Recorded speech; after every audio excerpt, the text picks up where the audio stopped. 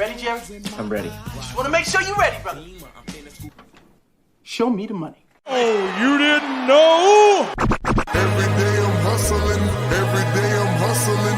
Every day I'm hustling. You put my shoes on, you wouldn't last a mile. Summertime, wintertime, I'm on the grind. Yeah, I got the ring, I'm the champ, I'm the genie of the lamp. This is the gift I was given, so I just live by my hustle. Keep it in my pocket, it don't make sense, but don't make a profit. So I hustle, ladies and homies. Make money, money. Hard out here for a pill.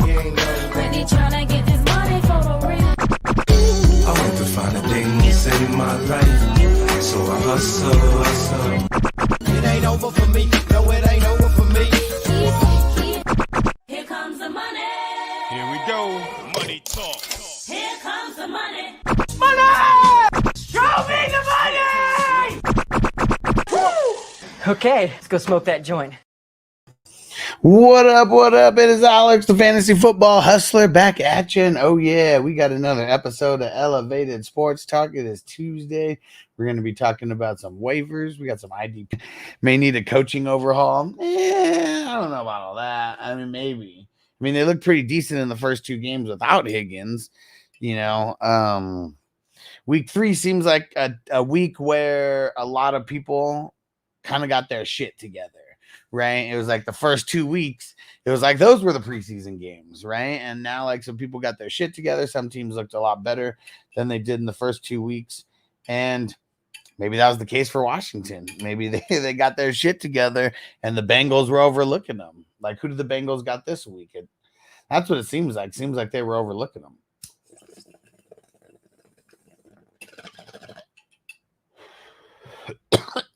Uh-oh, Bob in the house. I said, good morning, Alex. What up, hustlers? Hey, dude, your son, Bo Nix, did pretty solid this week, didn't he? And Derek, salute. What up, homie? Try to one says Sam Darnold not going to miss any time. Yeah, they said yesterday that it was a bruise, that there was no structural damage. Let's go. All right. Enjoy work, Derek. We'll see you around lunchtime if we're still here. Yes, sir. Let them know, Bob. Smash that like button, everybody. Smash that like button. All right.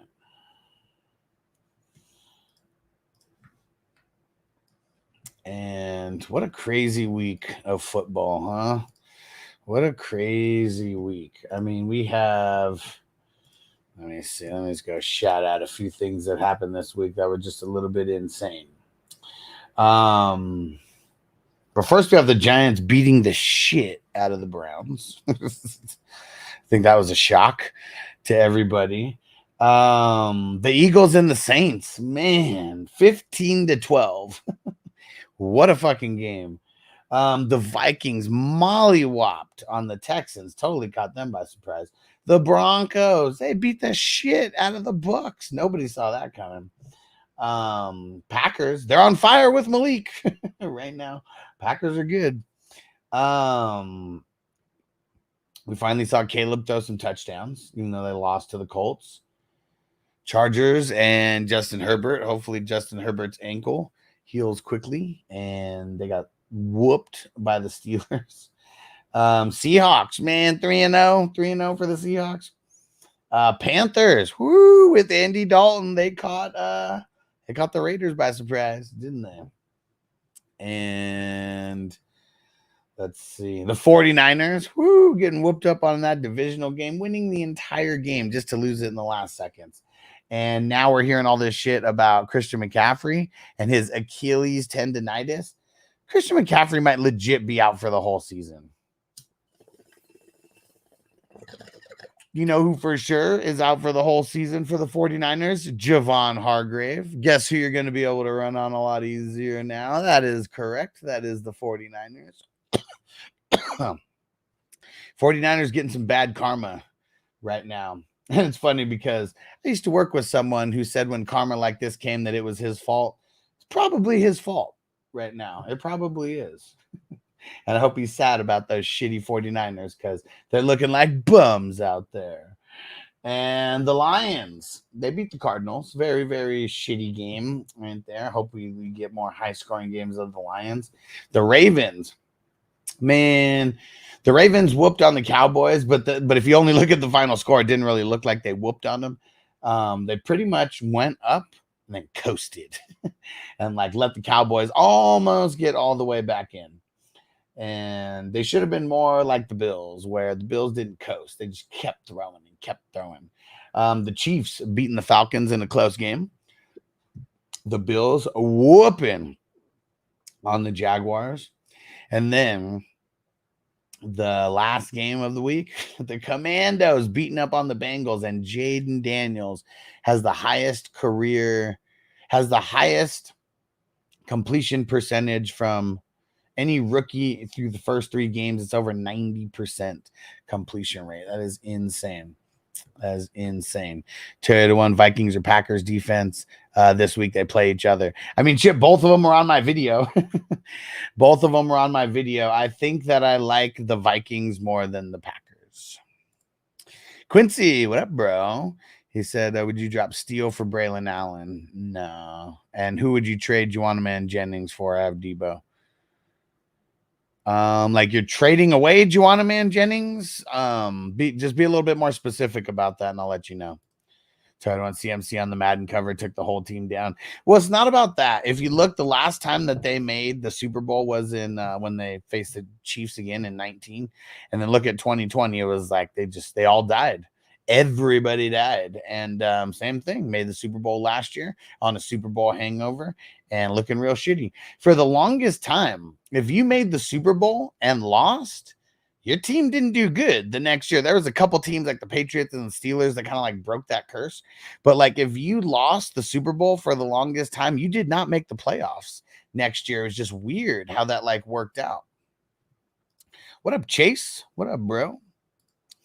And Quincy said, would you drop Quentin Johnston for Mooney? I mean, both are like similar players to me. Rush Lord, what's your evaluation on the KCRB situation?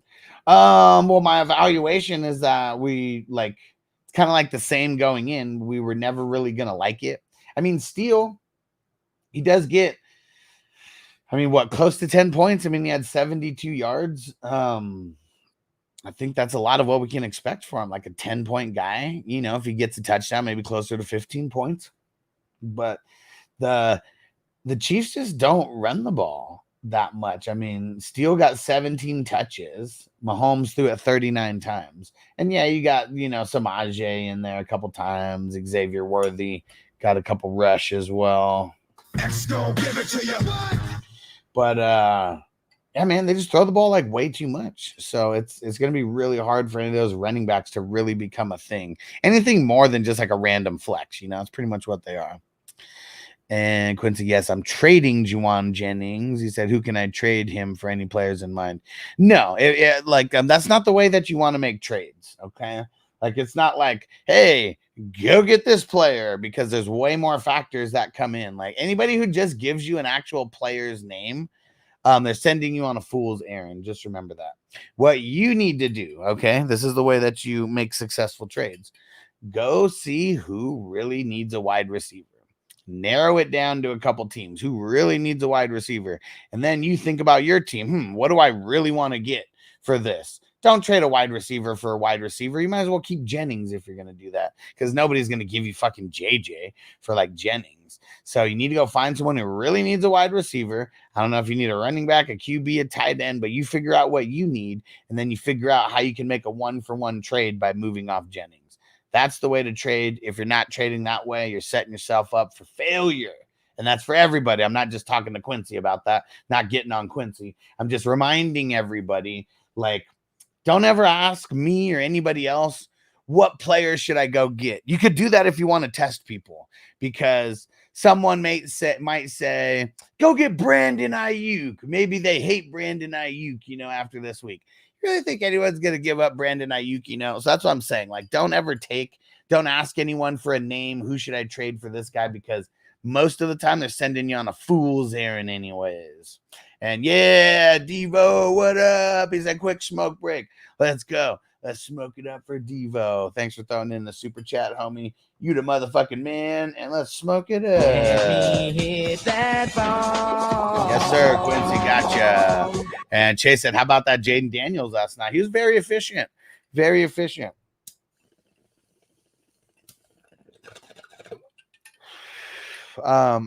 Washington is being pretty smart about the way that they're using him. I mean, the legs, that's neither here nor there. As long as he doesn't get hurt, that they're using him correctly, right? It's kind of the only way we can think about it. But they're not allowing him to do too much. He's being smart and not doing too much as well. Like we saw a couple deep shots that he took yesterday. Hitting Scary Terry, on a few. Maybe he's getting a little bit more confident, with just going down the field, because throwing the ball down the field, you need confidence. Like, you really do. And like, I guess the good thing about someone like Jaden Daniels is he'd rather not throw it than just throw up, a big old greasy pick. That's probably going to be good for him when it's all said and done, right? Like, if he's making a smart decision to maybe tuck it and run it versus throwing it in double coverage, down the field for a big old greasy pick, maybe that is the better thing to do. And for sure it is. And we'll see how this team continues to shape out, because they're 2-1 right now. And as of right now, I think technically they're the leaders of the NFC East. We'll see how long this happens. They're tied with the Eagles as of right now, both at 2-1. The other two teams are 1-2. Scotty boy, what up? He said, we here. He said, tired of these bad beats. He said, this week we crush all leagues. Man, I was just talking about how kind of fluky week 3 was. Like, week 2 kind of fucked us with these injuries. Week 3 kind of fucked us with the flukiness of a lot of these games. But this is why we love fantasy football. Is why we love the NFL, because any given Sunday, shit can happen. Any given Sunday, baby. All right. And who looks better as of now? What's everyone's thoughts on the QBs, the rookie QBs, number 1 and 2, Caleb and Jaden? Who do we think is the who do we think's the number 1 right now?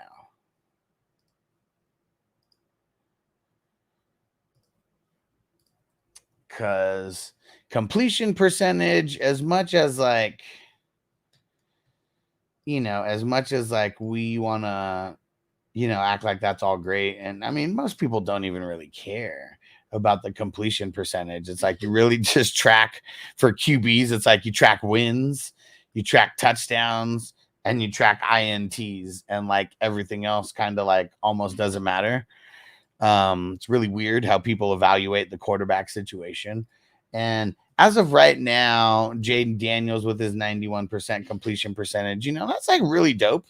It's really nice, but he's got to throw more touchdowns. That's really what it comes down to. He has not thrown any interceptions yet, and that's awesome. That's awesome.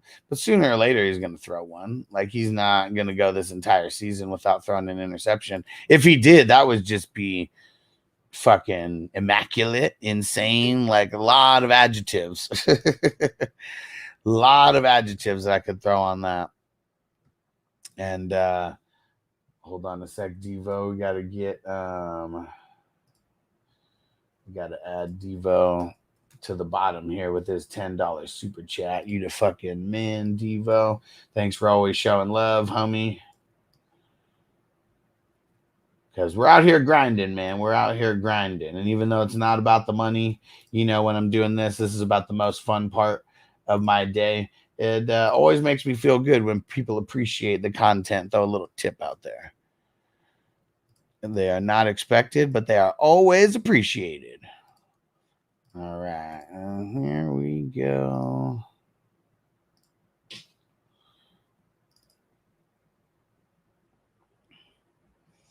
All right, there we go.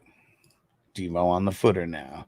All right, let's keep smoking. And Quincy said Daniel What do we say? Oh, that Daniels is doing better right now. Bad sport. What up? What up? I'm 1-2, and I'm stuck with Kelsey. I'm afraid to drop him. Scared. You should not drop him. It's only a matter of time before teams start covering, like paying a little bit more attention to Rice. Right now, every team is pretty much throwing the kitchen sink at Kelsey. And we see him getting double teamed and triple teamed and like all types of shit like that. It's not going to happen the entire season if Rice just keeps like destroying people. You know, it's just a matter of time before teams start switching it up a little bit.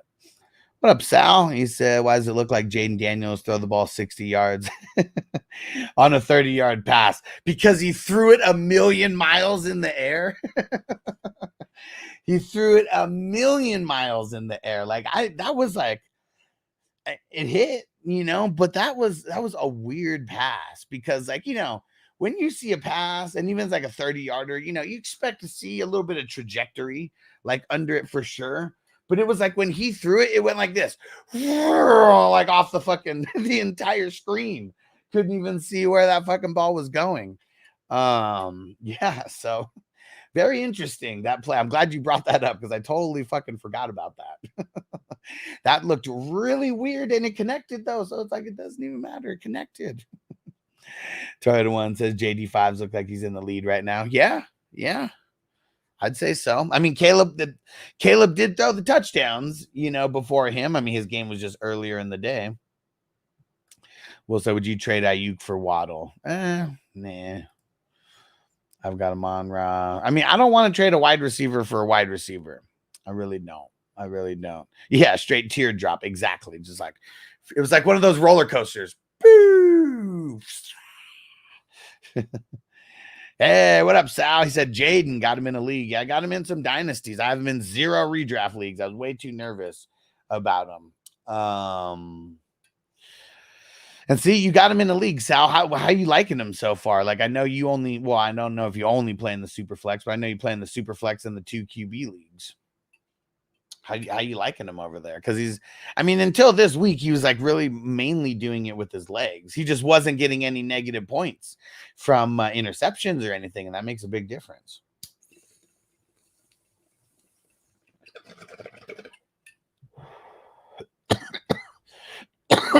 Well, I feel like he does have high-end value, but because of his legs, not because of his arm, really. Like, he's very accurate. He's not taking chances, but it's like the lack of chances is maybe what holds him back from being like a top end, like QB in year 1. Corey, what up? What's going down, my brother? Let's get it. All right. Let's keep smoking. Let me hit that ball.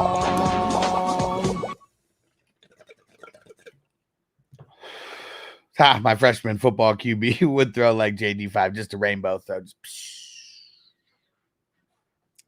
He's doing good though, man. He's I mean, beating the Bengals, that was he showed out, man. He showed out. And, you know, not the most amazing like stat line passing wise, but let's go see what it was yesterday.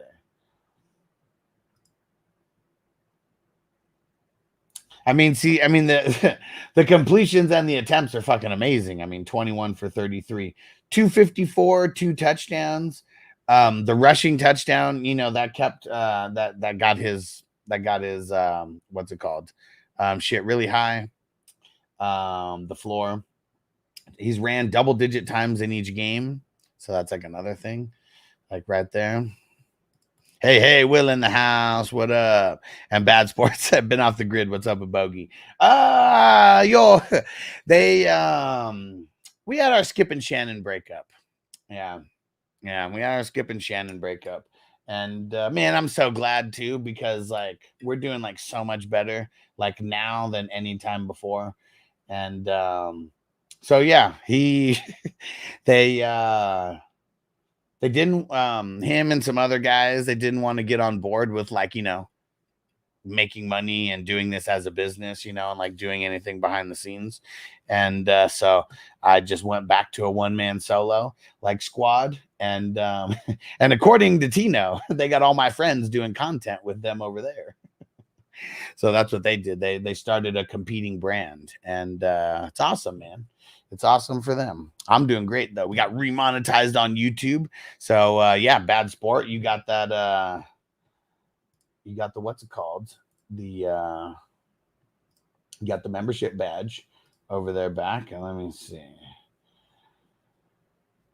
Yeah, I totally don't have the YouTube chat over here. Let me get it.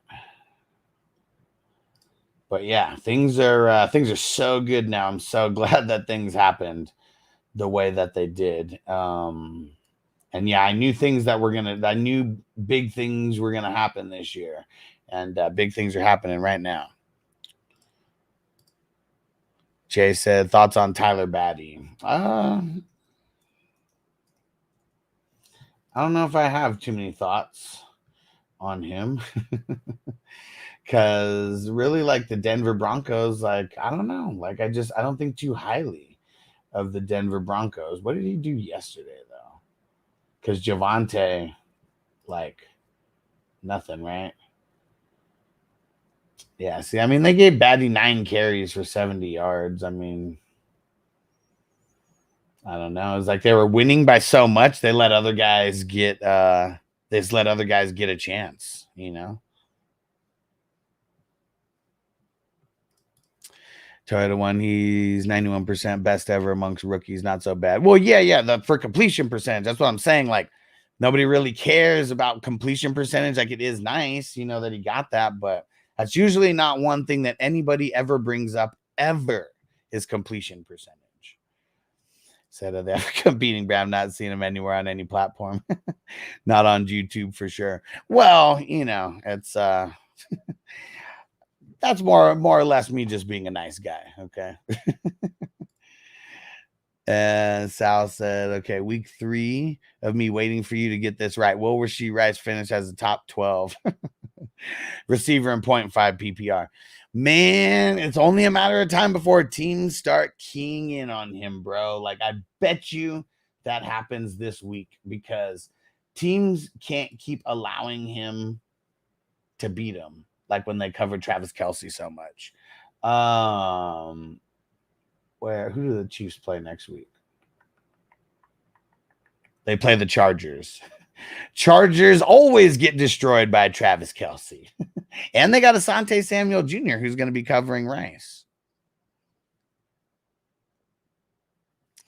And no, Bad Sport. The breakup didn't happen live, but if you watched anything that happened kind of last year, just randomly, I mean, shit, even a little bit the year before that. Remember how Skip would just yell at Shannon for no reason? Like, that's what it turned into. That's what it turned into. So happened enough times for me to be like, we got to talk. And then like he pushed off a talk that we were supposed to have that was just supposed to be an easy thing for like a month. Like literally, I'm asking him every day, like, when do you think this week we can talk? And then after like a month, he wants to have a talk on like a Wednesday at 6:30 in the morning or 7 o'clock in the morning. And of course, he's all agitated and not high and then starts screaming again. I'm like, I gotta go, bro. This is all supposed to be for fun. And like, I literally have to listen to you screaming at me. And Terrell starting Deontay Johnson over Higgins next week. Probably. I mean, I'm not even in starting sit mode yet, but I mean, as long as it's Andy Dalton, why not, right? Why not? King D said, what up? What up? I won my first match as a vampire. What's next to steal a player? You send a trade to that person that you beat. 1 for 1. Anybody for anybody. Here we go. And is that franchise? So I could pick up a Dunze or Hubbard, which is better for the long run.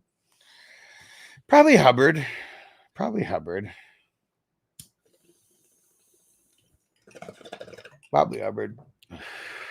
Sal, well, now, at this point, I don't want to jinx it. So you're never going to hear me say that he's going to be a top 12 wide receiver because I want him to keep doing good in the leagues that I have him. So I'm not going to jinx him. So just remember that. Do I got to give a little wink next time? No, he's not going to be a top 12 wide receiver in the NFL this week. Wink, wink, wink.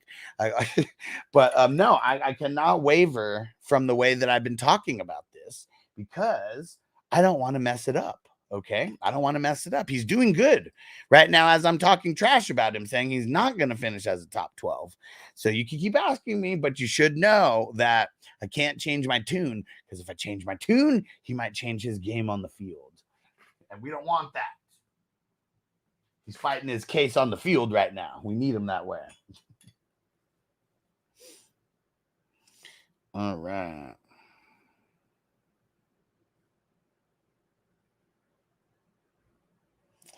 And Terrell said, how would Hubbard be long-term with Brooks coming back? And Adunze is the future.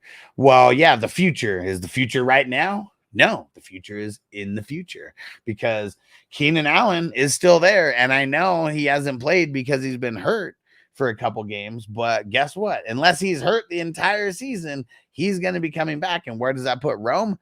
Third fiddle. So you asked me about two players that I think are absolute trash for redraft leagues. And I, like, personally, I wouldn't even pick up either one of them. I wouldn't even pick up either one of them unless you're picking them up to try to trade. Outside of that, they're both going to be trash this year. Like, let's just call it what it is. Chuba, nobody got his points yesterday or this week because nobody started him. Now people are going to be chasing those points. Like, yeah, could he do that again? Maybe. But he doesn't play the Raiders every week. And the Raiders, they're not that good on defense. Like, yeah, they showed out versus the Ravens. But versus the Panthers, I mean, come on, man. Come on. And Jay said, peeps need to start bashing the Saints again. You got to do it, man. You got to do it. You got to do it. Sometimes you got to throw the reverse psychology at it, you know, and that's how it goes. So you just remember that, Sal. You just remember that moving forward. We're going to keep this thing going. I'm not wavering from the way that because it's working right now. It's working. And you guys should know that I have rice in a bunch of places as well. And Sal said DJ Moore is good, but no volume. I mean, you're only as good as the guy throwing you the ball, right? Bad Sports are my PPR members are very conservative. Don't trade unless they're busting you across the head. I have to rely on waivers. I mean, if you're relying on Chuba or Rome for your fantasy success, I mean, I feel sorry for you, you know? So, like, I understand picking them up. It literally doesn't matter. Pick up whichever you need more out of running back or wide receiver, because they literally could be dropped for you next week for the next flavor of the week. And the only reason you're even picking them up this week is because waivers are so bad. And it's because there wasn't a lot of injuries. Like, thankfully, like, we didn't get a shitload of injuries in week 3 after week 2. And so, you know, that, like, both of those guys are super blah to me. Neither one of them is going to get started until bye weeks happen. And so go look at your bye weeks. Like, who are you going to need more in week 5? You going to need a running back more in week 5 or a wide receiver in week 5? That's almost how I would make that decision with those guys, because to me, both of those guys are like just bye week flexes. Like, that's it. Because and nobody really thinks Chuba is going to do what he did this week, like on any kind of consistent basis, do we? And then we got Brooks coming back. We don't know when, but then they're going to be a committee. They're not going to, like, because why would you workhorse Brooks? Like, that makes like 0 sense, you know, coming back from an injury. So, yeah. Yeah, Toyota One said, nope, Chuba for sure was on waivers or the bench. Yeah, nobody played him. Nobody played. Unless you play in a super deep-ass league, you know, but we're talking 10-man, 12. I mean, the most popular format is 10-man leagues, you know. So, I mean, most of the time, without specifying, we're talking about 10-man leagues. There's no fucking way he started in 10-man league. 12-man league, if you caught a couple injuries, you know, to Pacheco and Ken Walker, like some shit like that, like maybe. Corey said drop Akers or Demarcus Robinson for Naylor or stay put. I want to pick up Naylor, but his success is also based on like an injury as well, because like when Addison comes back, I mean, Naylor's probably not going to be that much of a thing. He's already not getting that much volume. He's just got a touchdown in each of these 3 games. So that's kept him, you know, in double-digit points. Who do the Rams play this week? The Bears. Yeah, I mean, they got They got good enough corners to hold down Demarcus Robinson. And then Akers, the Jags, shit. It's tough, man. It's really tough because at first glance, I want to say Robinson, get rid of him. But the thing that's tough is they never gave us a timeline on Joe Mixon. You know, what if Joe Mixon is missing more than 1 week? I wouldn't want to drop Akers, you know. So I'd probably say Demarcus Robinson as of now. But I'm not excited about picking up Naylor either. Like, I mean, he's someone that we should pick up. And if Addison doesn't play, I would more than likely play Naylor because they're going up against Green Bay, and he's not going to be the one. And he's not going to be the one covered by Jair Alexander, you know. So yeah, I would pick up Naylor and I would drop D-Rob. Rush Lord said, Huss, I traded away Walker this morning for CMC. Did I totally screw the pooch on this one? I should have waited for the show. I would have said just hold because, man, like, I'm super nervous about CMC. I'm just saying the range of outcomes for CMC right now is not playing this season. Like that there is a legit chance that he might not play this season, like at all. And I'm not even joking about that. And it pains me to say that. This Achilles tendonitis or like whatever the fuck. Like, dude, they said he's going to fucking Europe to go see some specialist or some shit right now while he's on IR. So, and the way that San Fran is looking right now, like, fuck, man, they start losing some of these games, like, then they really have no reason to bring him back, you know? So we can't go backwards. But yeah, I would have said hold if you gave me the opportunity, because it's looking very slim right now for CMC. Like, I'm not saying he's not going to come back, but when the range of outcomes is like him coming back off of IR in a couple weeks or him missing the entire season, like, that's a huge wide range of outcomes. Ooh. Sal just traded for CMC also. I mean, there's just people who trade CMC away for nothing right now because, like, what if he is nothing for the rest of the season? Like, it's a potential, and they could be wrong for doing it, but what if they're right? And Corey said mostly be for a bench stash since I have him on Rod, Diggs, Flowers, Adams as my wide receivers. Yeah, I mean, see, even for something like that, I mean, it's a decent stash, but it's almost tough to stash a guy whose role isn't guaranteed when the starter comes back from injury, you know?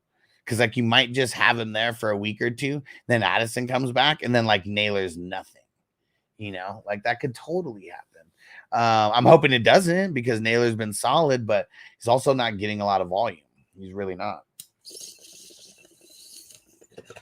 It's almost like the same reason why I like Worthy and hate him at the same time. We like his upside, but we hate his volume. And, like, volume's king. Volume is king. All right. We're doing good right now. I already did. If you guys didn't catch the waiver wire videos yesterday, go check them out, please. Go check them out. We are, let me see. How many videos was it? 5, right? 1, 2, 3, 4, 5. Yes, 5 videos. 5 videos. And I already see there's a lot more views right now than there was this morning when I woke up a couple hours ago. So it's people are hitting them waiver wire YouTubes. Let's go. And we're going to do IDP today. And Will, so would you drop D-Rob for Tutu or Tolbert? Probably Tutu. I mean, one thing we got to remember, Tutu's never going to be a volume guy. Never. So you really got to hope that he does something like this. Crispy, what up, you motherfucker? I totally saw you. And I didn't shout you out because you said, what, losers? Because you didn't say what up. But what up, Crispy, you motherfucker? Try to win AJ, impossible. Devonta Smith going to be out. Pick up like Dotson or D Johnson for a flex spot. I'm not excited about it. I'm really not. Picking up as a speculative ad, maybe, but it's almost like if someone picks him up and he flops, that's what you want to happen, right? So I don't know if I'm picking up Dotson, man. I mean, I love his drops, but Hide your kids, hide your wife. You don't have to come and confess that you did it. We're looking for you. We gonna find you. I'm letting you know now, so you can run and tell that, homeboy. He's climbing in your windows. He's snatching your people up, trying to rape them. So y'all need to hide your kids, hide your wife, hide your kids, hide your wife, hide your kids, hide your wife, and hide your husband, because they're raping everybody out here. You don't have to come and confess. We're looking for you. We gon' find you. We gon' find you. So you can run and tell that. Run and tell that. Run and tell that. Homeboy, homeboy. Oh man, fucking Antoine Dotson. He said that drops fire. You know it, bro. You know it. So you can run and tell that, homeboy. And Sal said some good drops in there. He said, told Schmitty Henry's gonna put him in the boo box. And what did he say? What did he say? Did he change his tune? Did he change his tune?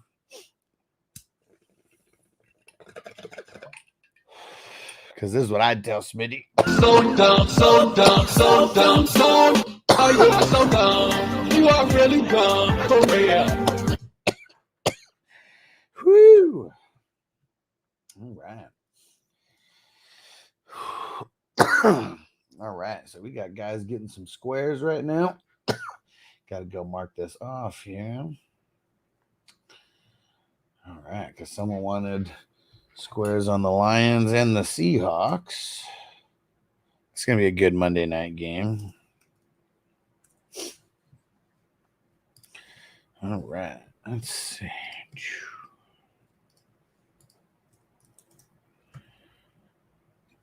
And Jay said, okay, I'm waiting on who you're going to snatch away from me. Man, I almost did it last night.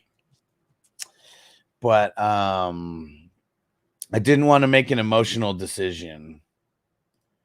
So I have to really think about what is going to help me win more this week. Because there's only two guys that I have in mind. Only two guys that I have in mind.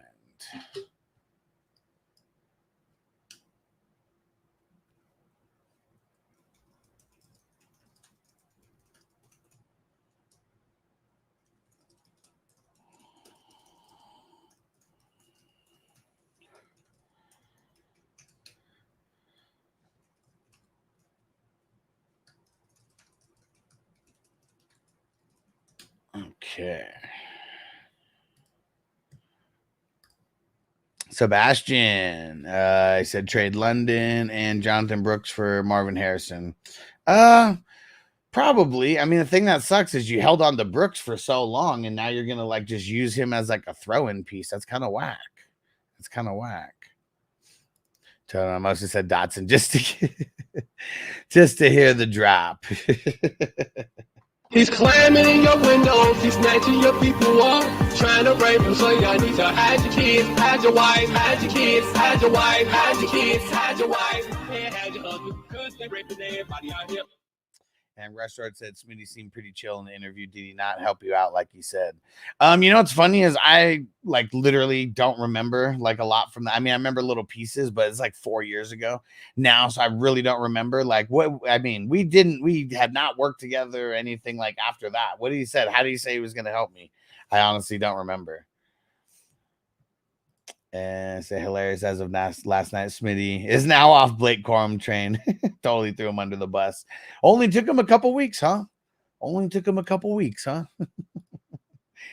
Man, I just don't know why like fantasy analysts want to be so on the rookie hype train. Like, I understand hyping up rookies, but to be like, oh man, like this guy needs to be rostered in every redraft league and all that kind of shit. Like, come on. And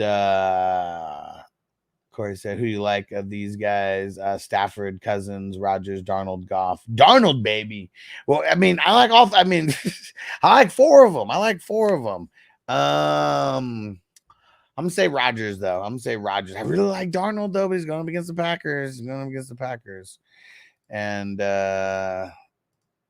he said, "Oh man," he said he would get with you and help you in the industry and such. And see, all that type of shit like really like sounds good when people say it, but yeah, there was nothing that happened after that, which, you know, it is what it is. Like me and Schmitty are like 2 totally different personalities.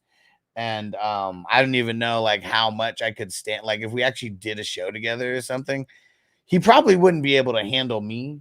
Not that I would be like talking shit about his takes, but I'd be questioning his takes so much that he probably wouldn't like me. Because it seems like, at least from what a lot of people, you know, say about him, he's got his cult following, and, you know, they all defend each other about the people that he likes and shit like that. But yeah, no, there was no help or anything, which I don't care one way or the other about it. I really don't expect people to give me handouts or, you know, help my brand to get better when, you know, we're kind of like a competing brand. Oh my gosh, I gotta fucking get rid of that. This fucking shit is getting too, man. I had to actually buy a brush for this thing. I've never had to have like a beard brush before. It's getting insane. And Corey said like Mayfield over Rodgers. I mean, he just did real shitty in this past week. Who the Bucks got this week? I mean, Bucks got the Eagles. Look at what they just did look what the Broncos did to them. I don't want to start Baker this week. I don't.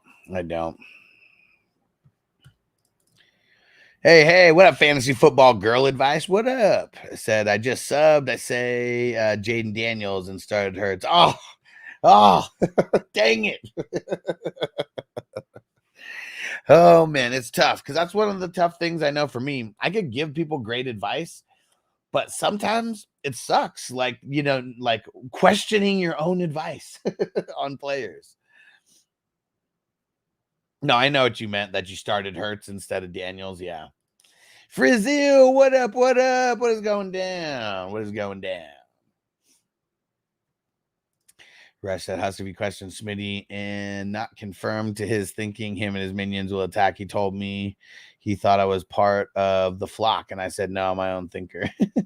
That's funny, though, that he watches Flock enough to, like, know the difference. See, that's another reason why I don't really watch, like, other people, because I don't want people's opinions to affect mine one way or the other. Like, I don't want to be like, oh, this person like this person, so I'm just not going to go with that person. You know, that's got to be completely unbiased, you know, and I feel like too many people are not unbiased. Hey, what up, Emil? He said, Bucky Irving worth trading for? He's not worth trading much for. Like, why would you want to trade for Bucky? You got White? Frizzle just accepted a trade offer Braylon Allen for JSN. I'm desperately needing a wide receiver upgrade. You got JSN for Braylon Allen? I mean, that's solid. That's solid. And fantasy football girl advice, good thing I started Neighbors, was honestly I don't like the rookies in their first year. I'm the same way. And there's a lot of people who say I'm dumb for thinking that way, because last year I said JSN was the worst pick that you could make in the top 10 rounds of a redraft league. And so many people said, like, they called me everything except the son of God. I love saying that fucking saying. Yeah, I got called so many fucking names for saying JSN was like the worst pick that you could make. And it's because so many people were fucking hyped on him. Way too hyped for the situation that he got thrown into. It's just like Roma Dunze. Like, man, it's like the same shit as like JSN last year. You go to a place where there's already 2 veterans, like, starting in front of you, you're probably not going to be, you know, that good year one. Bad Sports, I can't stand the flock. He's too conceited. Yeah, especially for a guy who wears like a super cheap suit. Like his suit probably costs as much as my fucking t-shirts that I get from Burlington Coat Factory. You know, I'm sure my hat, these hats that I wear, because the hats aren't cheap that I wear. These hats, I'm sure, are probably more expensive than his whole wardrobe. But yeah, yeah. The reason why I like the flock is because he talks for so long and doesn't answer people's questions a lot that sometimes people come find me and follow me because I'll actually answer people's questions. So that's one reason why I like guys like the flock. They're too big for their britches. They give bad advice anyways. And you know, if the only way they'll answer a question is if people pay. And you know, it's probably because they don't. I mean, I don't know. Like, I think Schmitty, like, I don't know if Schmitty gets any money outside of super chats, you know, and like, that's not really, I don't know. It's not a good business model. It's not a good business model. Will said, funny, I have multiple leagues where I have Harrison and Malik, and they're starting locked in wide receivers. Yeah. I mean, doesn't necessarily mean you're going to win the leagues. And, you know, a lot of things need to go right. And you had to draft those guys high as hell. And I'm sure there are guys like Rashee Rice who got drafted way later than guys like that who are doing a lot better. So just saying, there's pros and cons to everything. And that's the funniest one, right? Oh, you are so dumb.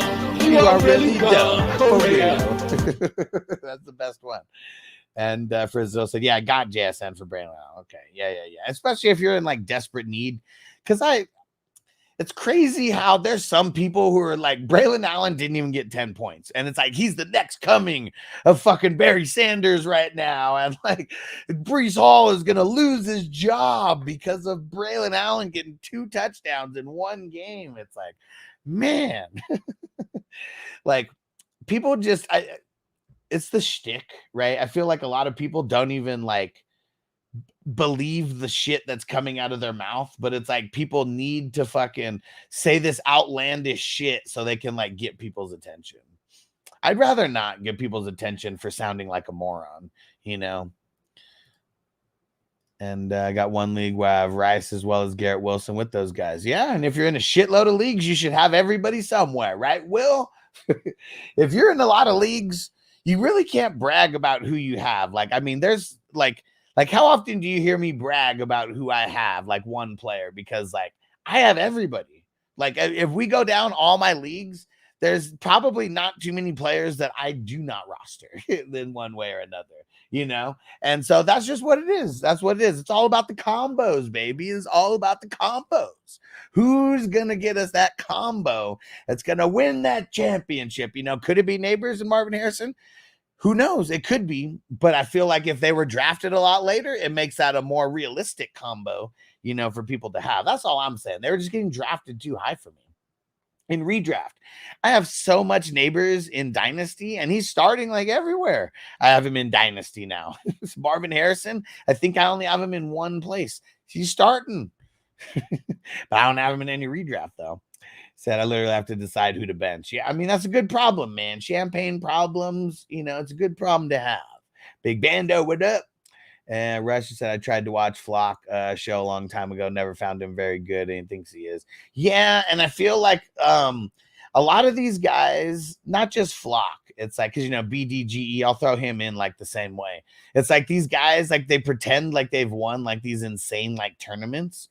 You know, and so like pretty much their whole thing is getting people to sign up for Underdog, go join my Underdog shit, you know, and like that's cool. I have Underdog, you know, and I can't use it because I'm in Nevada, and I have an Underdog code, and I say if anybody's gonna go use Underdog, use my code and go sign up. But like you can tell these guys don't play in a lot of fantasy leagues. Like best ball, like yeah, that's playing in fantasy, but you know, that's just like that's one tiny little part of like this fantasy football like experience. Big Bando, would I be smart to trade Tyreek for Neighbors? No, you'd be very foolish to do something like that. Yeah. Bad Sports only care for Schmitty breaking news, and other than that, he yells too much and belittles his subscribers. Yeah, I feel like there's even trying to say this like the right way. I feel like there's a lot of people who they just want to be treated like a cuck from somebody, right?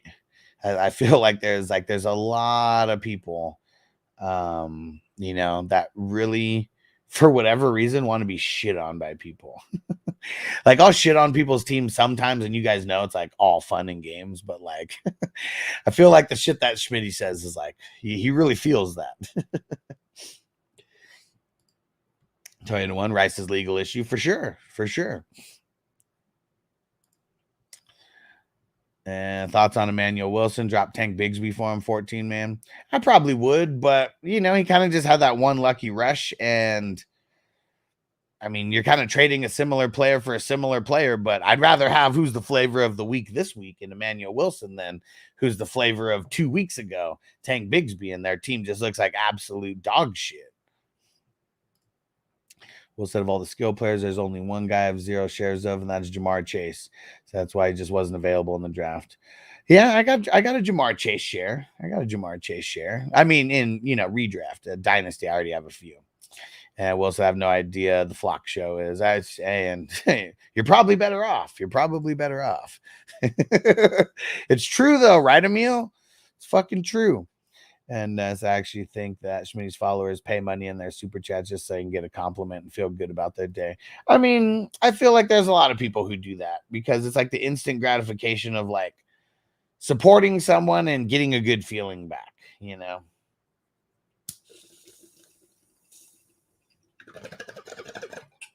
And props to Schmitty for building such a big following. I mean, she's been doing this for like 30 years, right?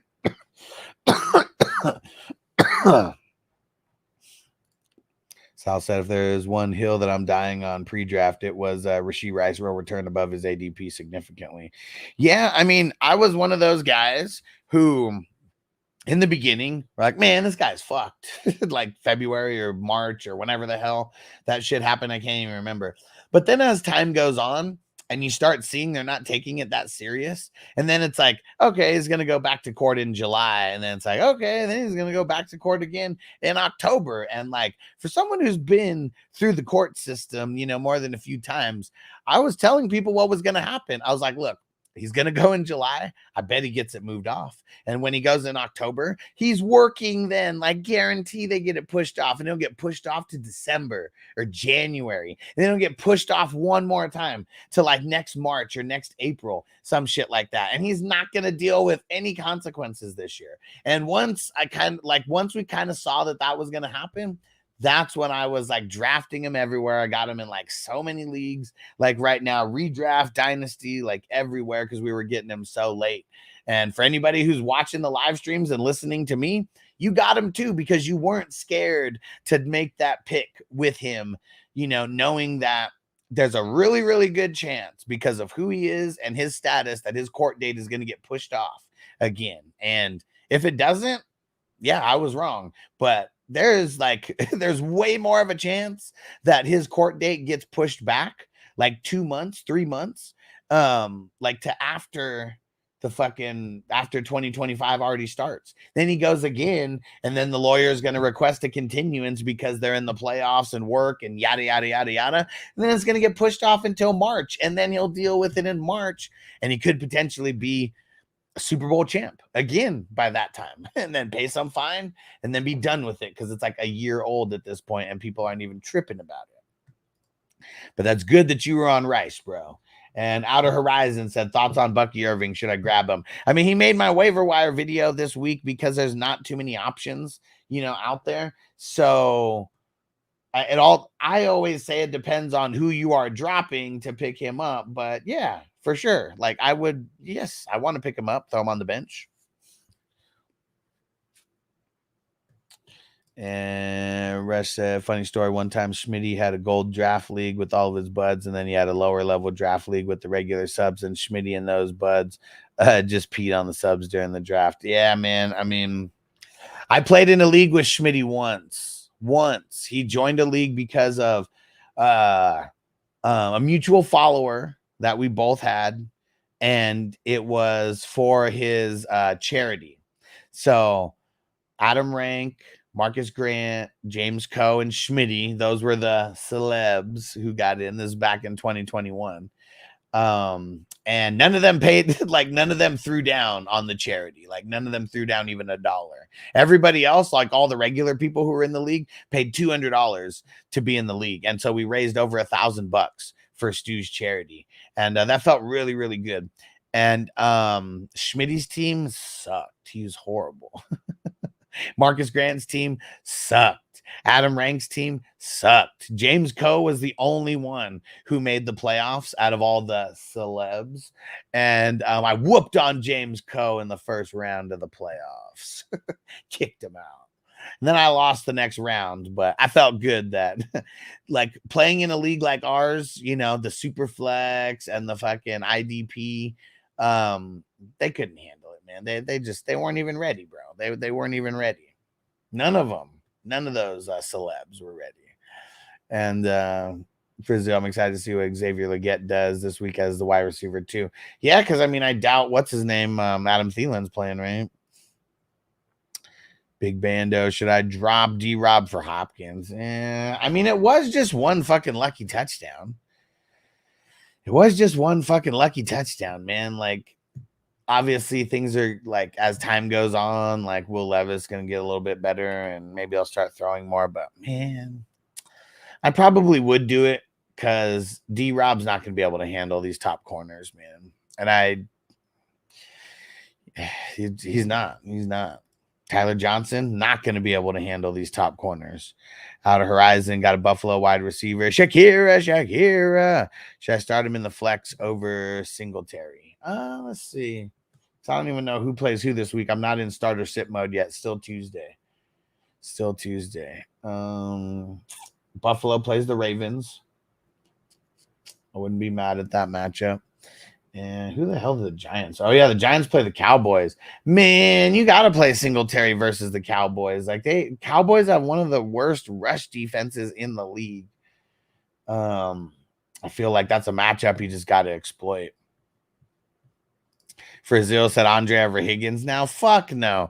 If you actually watch the game, you see that Higgins, like, he almost had 2 touchdowns. Like, one of them was a PI. The other one was like, we're talking this close, and kind of like the ball, you know, the ground, you know, he couldn't keep control through the ground. Nah, man. Like, this was Higgins' first game back, and he looked solid out there. Andre got the lucky touchdown. You know, Yoshi, I mean, he's tight. He's tight because he's got a dope nickname, Yoshi. But I mean, he doesn't really get volume. Higgins is going to get more volume when it's all said and done. South, I'm a believer in Hopkins. He's still good at football. Yeah, I'm not a believer in Will Levis, though. Will said maybe I should take a chance on the get over 2-2.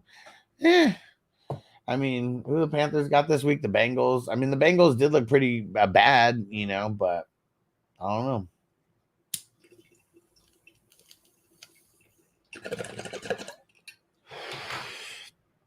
I don't know.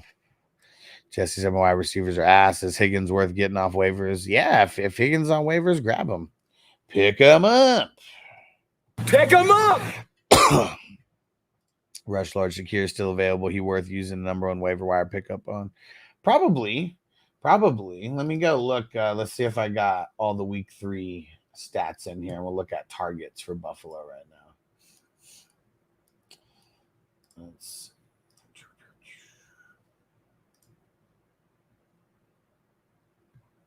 shit. I mean, right now Shakir has double the targets of any other wide receiver on the Bills. And snaps. So here's what sucks. Okay, and this is why none of them really do like insanely good. So Mac Hollins plays the most out of everybody. He's the only one who in the last 2 weeks played over 70% of the snaps on like in both of those games. Blocking, right? Keon Coleman last night plays 31% of the snaps. Shakira played 70. Shakira played 55% of the snaps. MVS, Marquez Valdez Scantling, played 77% of the snaps, blocking. So, and I think MVS, I mean, this was the first game that he played this many snaps as well. So, would I go out there and get Shakira, and would I use the first waiver on him? Probably, because the waivers are so bad like this week, and it seems like at least he's going to be the guy, because they're not really throwing it to MVS or Mac Hollins, like that. Like, they're just out there to block.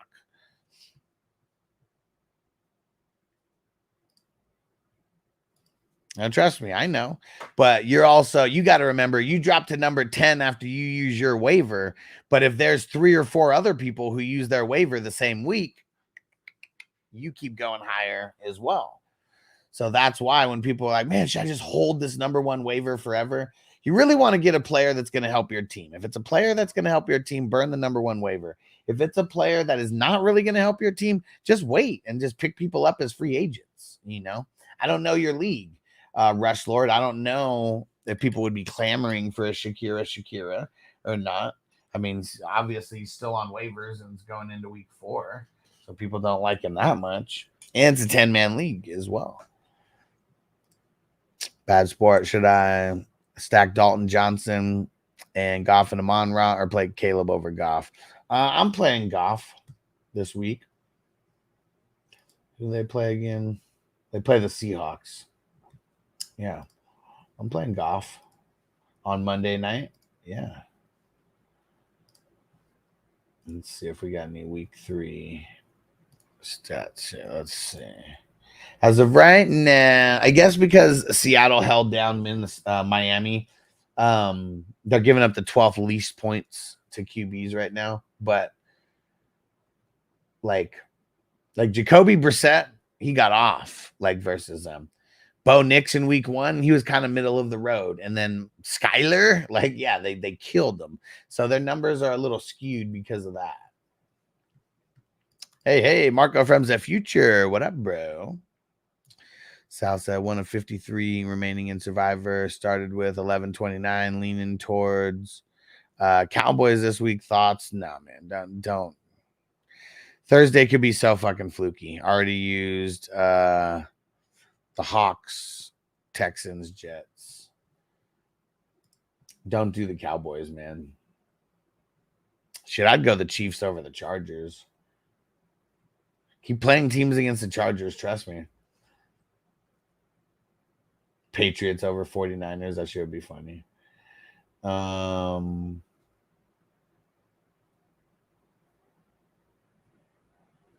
where I'd be going, bro. Chiefs over the Chargers. Especially right now, there's no even if Herbert plays, he's gonna be hobbled. That ankle's fucked. I'm gonna lock this in right now.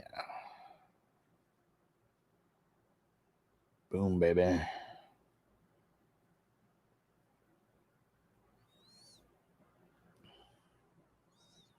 And we got another survival pool. If everybody wants to get in. Got to revive everybody.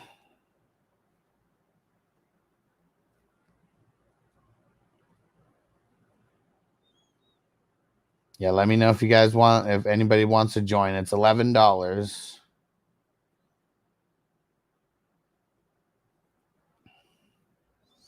And I'm going to go make my pick. I mean, we got to get more people in over there as well. Got to get more people in right now. So let me throw the link in there. Anybody wants to join, go ahead and do it now. You got to pay. Got to pay because the games are everything's, you don't have to pick a Thursday game. So I'm not going to be rushing to get it filled by Thursday or anything. People are already in and paid. You can feel free to pay to play Thursday if you want. Southside Giants got smacked by the boys twice last year. Is this the same Cowboys team as last year? Did that Giants team who just mollywopped on the Browns? They look like some scrubs. I'm just saying, man. Too much fluky shit happens on Thursday. You do what you got to do. I will probably never play a Thursday game in survival. If the point is surviving longer than everybody else, why pick the earliest game? Why pick the earliest game? You'll be the first one to move forward to next week. Could also be the first one eliminated. 10-man Yahoo League so far. I've been keeping my number 1 and 2 waivers for teams setting the alarm 2 a.m. Scavenging through the waivers. Got Daniels and Goddard that way. Yeah, I mean, as long as you're on it like that, like I can't do that anymore because I have so many leagues.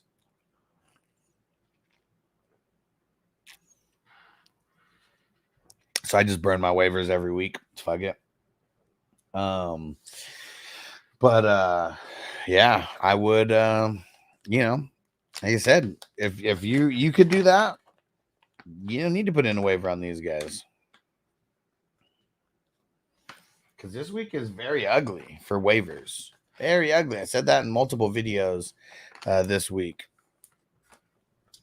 Frizzle, so my bench is likely Eckler, Bigby, Ridley, Leggett, Andre. Do I need to pick up someone off waivers or just sit this one out?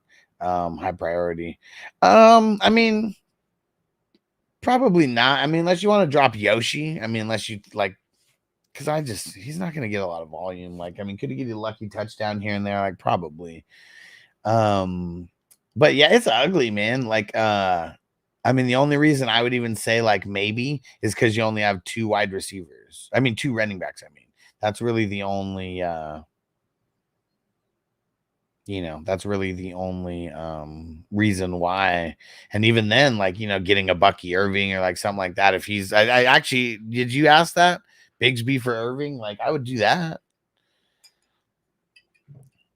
Or Bigsby for Allen. You said something like that, right? And Big Bando said, wait, y'all really wouldn't consider a Tyreek for neighbor swap right now. Here's the thing. I said it before, and I'm going to say it again. I don't want to trade a wide receiver for a wide receiver like that. How does that, like, it improves your team if Neighbors does amazing and Tyreek sucks. Okay? Do you really think Tyreek is going to suck the entire year? Probably not. Probably not. So, like, if you want to make a trade, make a calculated trade. Like, I'm not, I need to improve my wide receiver core. Let me trade away Tyreek Hill. I know he sucks right now, but Tua's going to come back. And, hey, Rush Lord, let's get it. Rush. Let's smoke it up for Rush Lord. Let's get it. And Quinn, Ayuk or Drake rest of the season? I don't want to make the trade. I'm not going to trade one person for the other. Like, just literally what I just said. And I know you already put this in, but I'm just repeating it again. I never want to trade a wide receiver for a wide receiver unless I'm the outright winner.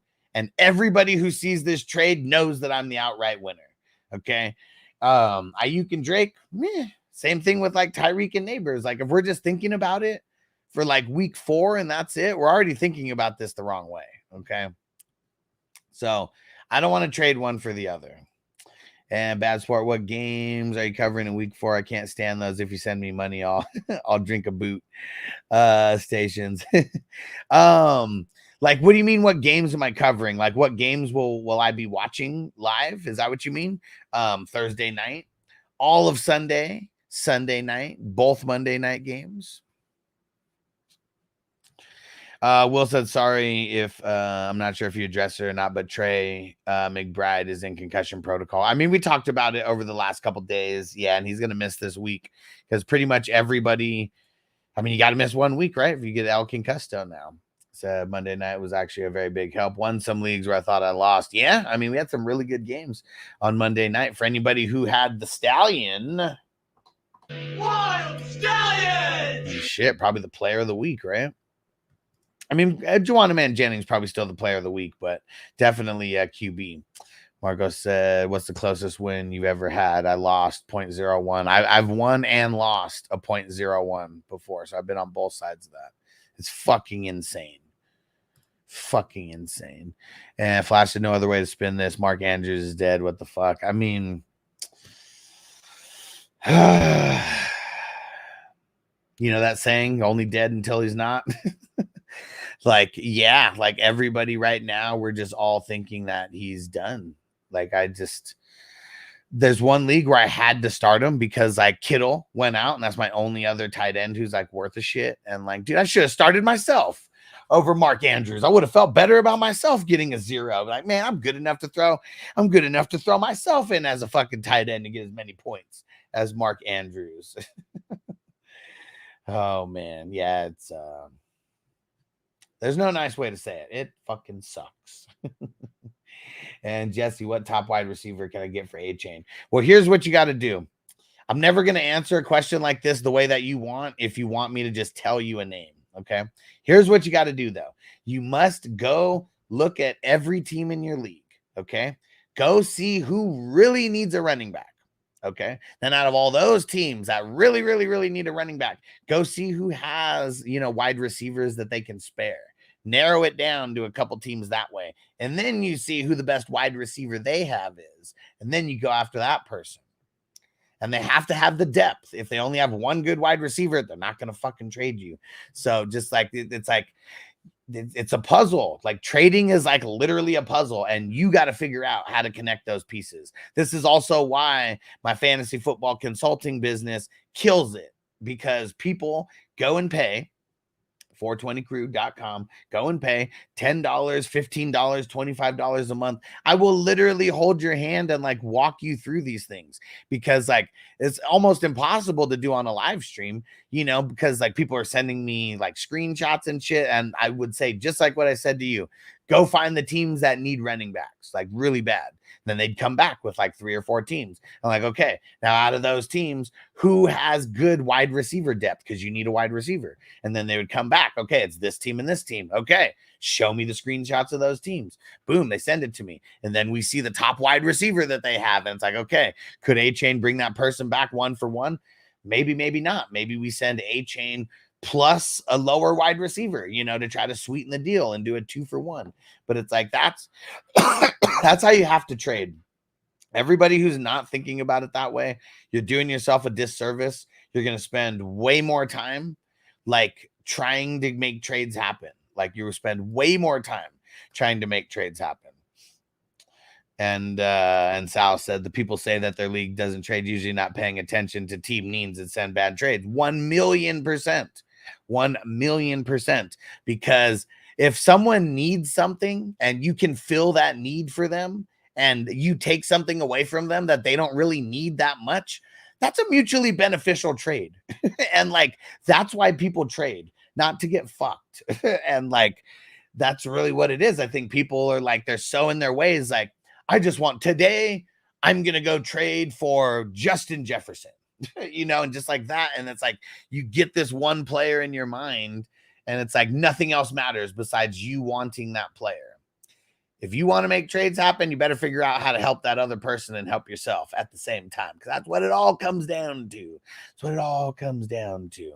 Big Bando said, what if you got offered Devontae Adams for Shaheed? I mean, I'd take that, and I would take Adams, but like, is somebody really doing that? Like, is someone really offering Adams for Shaheed? Like right after Shaheed just threw up this super stinker? I don't know. I doubt it. Maybe last week would have been different, but last week my answer would have been different. I would have been like, nah, I don't want to trade a wide receiver for a wide receiver. But now if I would feel like the clear-cut winner with Adams, though. So things change. And South also, people want to win the trade rather than just making their team better. Yeah, for sure. That's a really bad like attitude to have, is like, I must outright win this trade, because like, if it's a mutually beneficial trade, that means both teams won. That's why I don't like trading wide receiver for wide receiver, because only one person's winning that trade, unless, you're on like the opposite side of each other and you're like, hey, I like this guy, you like this guy, let's do this. And yeah, it's it's all about just making your team better. That's why I always keep telling people, make a calculated trade. Don't trade a wide receiver and a running back for a wide receiver and a running back. Like, most of the time, you're winning on a player, you're losing on a player. And so where does that put you? The exact same place that you just were, because you won on a player and you lost on a player. But most people make that a trade like that because they want to cheer for whoever they're getting. And what's that called? An emotional trade. Don't make them. What up, Tim? I know Hawk is out, but do you think he finishes top 5 tight end? I don't think he finishes as a top 5 tight end, but I bet you that he has a possibility to finish there on a lot of given weeks when he comes back. It's like if you're asking this because you want to go trade for him, I mean, I'm only trading for him if you don't got to trade like really anything, because someone's just keeping him in their IR right now. And if they like him that much, they're not going to trade him unless it's a good trade. And I don't want to make a trade for Hawkinson where I have to like overpay for him. I don't believe in him that much. And Darnold, like, it's not about Darnold, but like, when has Darnold really targeted the tight ends like that throughout his career? Like, that's never really been a thing. And not saying that it can't be a thing, but like, you know, as a broken Hawkinson coming back, like, is he going to garner some insane amount of targets, especially when you got a JJ like out there, you know? So if you're asking me this because you want to trade for him, I'm just going to say hold and don't trade for him unless you're giving up like, you know, some waiver wire flavor of the week or some shit like that.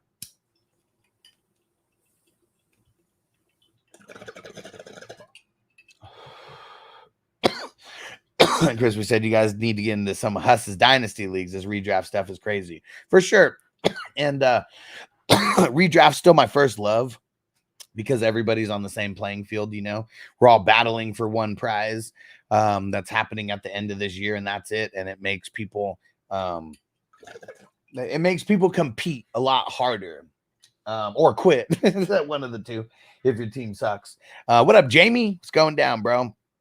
And the dynasty factor of it is like trading. You can actually make trades happen in dynasty leagues, like some redraft leagues. And it's because of the way people trade, literally, like Sal said. And that's why I try to give the advice, you know, the way that I give it. I try to give the best, you know, psychological advice for trades, because trading's all psychological, man. It's all fucking sales and negotiations. And that's what I've done my whole life, man. That's why I make such good trades. But I don't make trades all the time. I got to make calculated trades, not trades that just fuck you. Sometimes it hurts me because I don't make a trade that would have helped me. But there's a lot of times I save myself from making like really bad trades by not making emotional trades. And, but yeah, so dynasty is where it's at, man. Like, our dynasty drafts are so fun. You get to trade draft picks and you can kind of construct your team almost however you want. It's fucking awesome. Frizzil said, I'm learning a lot. This is my first time doing fantasy. I probably won't get far this season, but next season for sure, winning championships. And see, and like, when did you find this channel, Frizzil? Because like now, don't go away in the off season. Like, that's where people fail.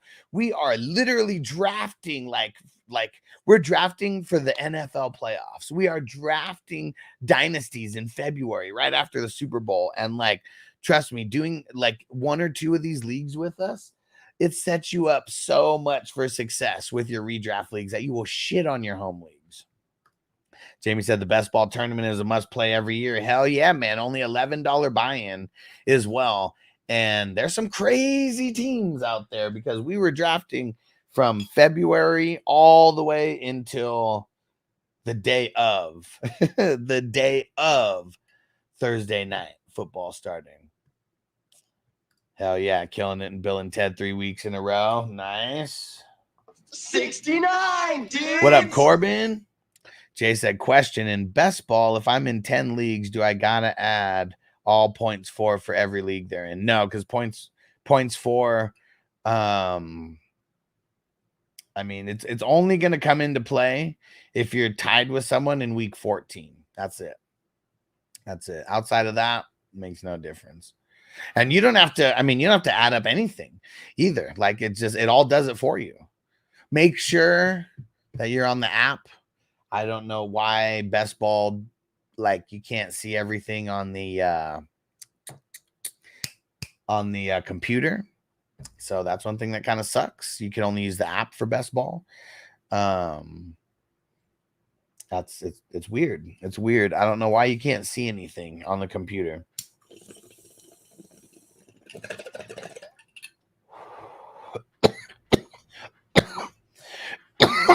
came across your channel by chance, looking for the raw non-bullshit, and you're stuck with me like Gorilla Glue. I like it. Looking forward to many more seasons here. Hell yeah. Hell yeah. And you'll see as time goes on, man, there's a lot of things that change with like fantasy season right now, first couple weeks. This is when we kind of don't know anything, you know? Like, I mean, we know some things, but it's like we know shit from last year. Like there's no preseason type of help, you know, like there used to be. Like it used to be like way different. Like we would get three preseason games with like starters. You know, now we don't get that shit. So it's like these first 4 weeks, like they really set the foundation for like the entire season. And one thing with me is like everything changes weekly. And I know you've been here, Frizzil. Like, I mean, you know, you've been here. So, I mean, you will kind of see the changes like as like players' values change and how defenses change because of injuries and all types of stuff. So the people who pay attention the most to all these little details, the devil's in the details. And that's why we win a lot of championships around here. And Toyota One said, same for me. Joined to learn fantasy better. That's why I joined the 420 crew. Hell yeah. Only played in the home leagues and the work leagues. Let's fucking go, crew. He said, I like the all-year fantasy content Huss provides. And, like, not just the content, like the experiences, the drafts. Because, like, man, like, that's one thing that I've always been addicted to. Being in leagues, drafting, and, like, we would have all these crazy drafts in August. And like when I started this best ball tournament in 2021, we only drafted that tournament in July. It was a July tournament and it was to like get ready for the season. And then that lasted 2 years like that. And, you know, because of the amount of people that are interested, we're growing the community, things like that. And then the third year, though, now we have a big group of like people. And they're like, fuck it, let's just start in April and let's go. And the same thing this year. Like, shit, we might start in March. Like next year. I legit want to start the day that free agency starts in March. So like middle of March instead of beginning of April. It's going to give us 2 more weeks of like drafting as well. It's just more divisions that we can get into and get ready, guys. Because next year, it is like there's going to be 2 big tournaments next year. That's where I'm going to be bringing some people on for potentially, you know, becoming paid members, like you being paid members to like help with this stuff. Hey, there we go. Frizzil hopped in, 420 crew member on fucking YouTube now. There we go. And also, Frizzil, the way that you get 420crew.com, that's our private social media. I definitely recommend getting in over there. You could join for free, but I'd recommend joining at least as a $5 member because you're going to get access to certain things as a $5 member that the free members don't get. And there's going to be certain posts and stuff that I make that are just for paid members for like asking questions throughout the week, you know, things like that. That's another place I'd recommend everybody join because when news happens, I'm like really important news. I'm posting it there like as well. And so just a bunch of different things. And it's, you know, it helps. It helps. It's helping the community grow. It's, you know, this is my full-time business. And so anyone who's joining like you just did on YouTube, we fucking appreciate it, man. And you can't teach that. You're the man. You the man. Lots of championships to win. Like you said, maybe not this year, but lots to go in the future. And so it's a website and an app. So you sign up at 420crew.com. And then after you sign up, and you'll see, just look at all the different tiers and everything because there's different levels of access. So it just depends on what you want. And then the higher the tier you're on, the more entries that you get into the raffles that we're doing. I know I said we were going to do a raffle by the end of September. It's probably going to be somewhere in like the beginning of October. So hoping in like 3 weeks or so, I got to figure out what jerseys we're going to do. I mean, I know I'm pushing it off a little bit, but I'm going to make sure to throw doper jerseys like in the mix, like as well for like pushing it off as well. And, but yeah, it is. So, and once you get signed up on the website, then you can download the Patreon app and then everything's just happening through the app. Jamie said there's still 4 undefeated teams in the Battle of the Brands. Man, I've had shit luck in the first couple weeks, man. I don't even think I fucking have a win right now because of my fucking bad luck. First week, I was the 4th highest scoring team, and I happened to fucking play Crispy. Yeah, I'm fucking 0-3 right now, dude. I'm fucking pissed. I lost by fucking less than 2 points this week. And I started Stevenson, that fucking cocksucker, man. Fucking Stevenson gets me 1.3 points, and I lose by like the amount of points that he fucking has, man. Last week, Stevie B he whooped on me. My team did not show up last week. And week 1, man, I fucking lose to Crispy by like 1.5 points. I'm fucking pissed, man. That league is fucking pissing me off already. That's why I like the against the median. Because, like, man, like, I would have, if I had that, I would at least have, like, 2 out of 6 wins or, like, some shit, you know, like that. Man, and Crispy said, loser, you fucker. You son of a bitch. I'm still pissed about that, man. Fucking 1.5 to fucking Crispy's ass. Let me see. And who was it week 1? Mostert went out all early in the game and got me 4 fucking points. Such fucking bullshit. And I'm looking at it's so funny, my bench in the Battle of the Brands, everybody's off the bench. Like, everyone's off the roster. We already fucking retooled. Yeah, in week 1, that was Rodgers doing fucking shitty as well. Only 16 points. Rodgers gets 2 more points. I beat you. God damn it. Asshole Crispy. But that's why we play the game. That's why we play the game. And fuck, man. And that one, like, it's a hard league too. It's a hard league. 14 fucking teamer. And like, man, 2 out of the 4 weeks, I put up top 4 numbers and I can't fucking win. Like, that's the fucking bad luck of, like, you know, shit that you cannot fix. The bad luck of a fucking schedule.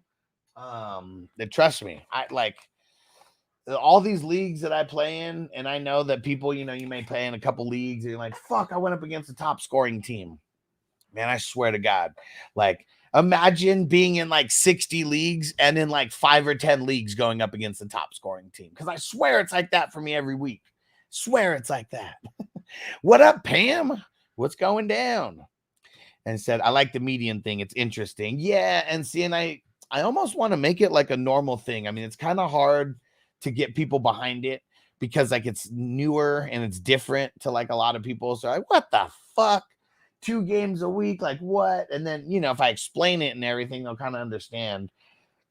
But it's like, it really makes it to where the schedule, like, depending on how good your team is, you can kind of prevail through a shit schedule. You know, like, if you're always going up against fucking, you know, the top scoring teams, but you also are a top scoring team. Hell yeah, Jay said, welcome. 420 Cruise the shit, man. Fuck yeah. Frizil said, do I stream QB for the bye week or pick up a backup rest of the season? I have Murray. It depends on who's there, but Murray's probably one of those guys you're just starting every week. With the work that he does on the ground, he just keeps his floor high. Will said, Ernest Jones, fire. Mark Andrews equals Darren Waller. What Ernest Jones do? What Ernest Jones do? And Tim said, which 2 you want on your team? Neighbors, Collins, Godwin. Collins and Godwin. Not that I don't want Neighbors, but you're, like, forcing me to choose between, like, literally going into week 3, those were the number 1, 2, and 3 wide receivers based on points, and Neighbors was number 3. And Terry one said, I like the median, lost, and then I won because of my scoring. Yeah, so you lost because you had a shit schedule and you played someone who scored high, but you still scored in the high, you know, in the top 50% of the teams. And that's what I hate. Like, man, I know everybody's had a game out here where you were like the 2nd highest scoring team, but you happen to play the 1st highest scoring team. That fucking sucks. That fucking sucks. And Jamie said, I prefer playing against the median. Yeah, because it separates the good teams from the bad teams. For sure. It really does. It really does. And Bob said Carson Steele, first NFL start, was on his sister's wedding day. Way to upstage his sister. And he probably says he has better hair than her too. So he upstaged her with the hairdo as well. Crispy said, I'm undefeated in the Battle of the Brands. You motherfucker, dude. Crispy, you son of a bitch. Jones, 100% of snaps last 2 weeks. 13 tackles, 9 solo last week. Well, there we go. Finally. Frizil said I want to win this week, but Josh Allen exists. The Stallion, man. The Stallion. Wild Stallion! The Dream Crusher in week 3 if you went up against him. The Dream Crusher.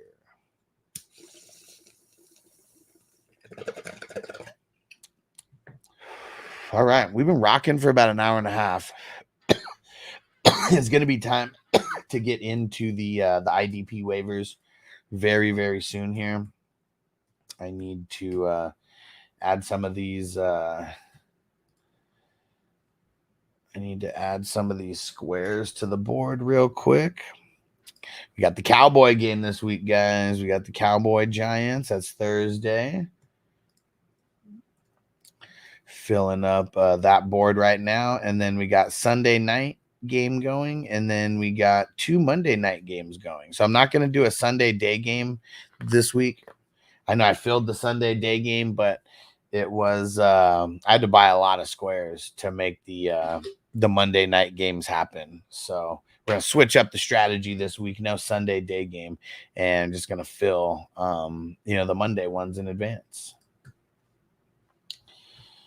All right, and I gotta mark down. One more person. Let's see. All right. Texan Stevie says, give him the 55. 55!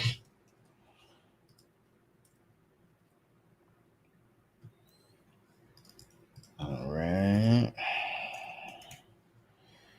And if there's anyone leaving any comments or anything right now, I'm not looking at the screen. I will answer the chat in quick memento. Let me update these squares real quick.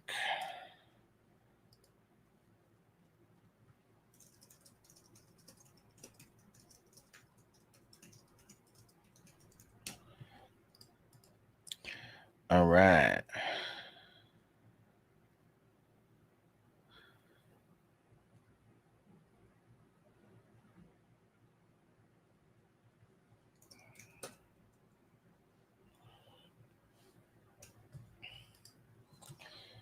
There we go.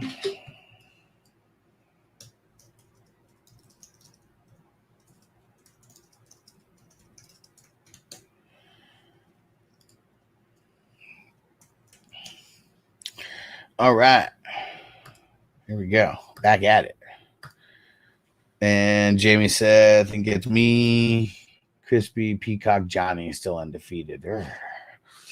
Fucking pissed, man. I wish I would have done against the median in that one. I wouldn't be 0 for right now. I actually want to match up in best ball league where I don't have enough offensive players. What? Who the fuck went off for your team? And I'm going to try to add Leggett, Tolbert, Dalton through Fab, drop Strange, G-Rob, Jalen Wright, respectively. I like it. Frizil, should I offer Mixon for Montgomery? Nah.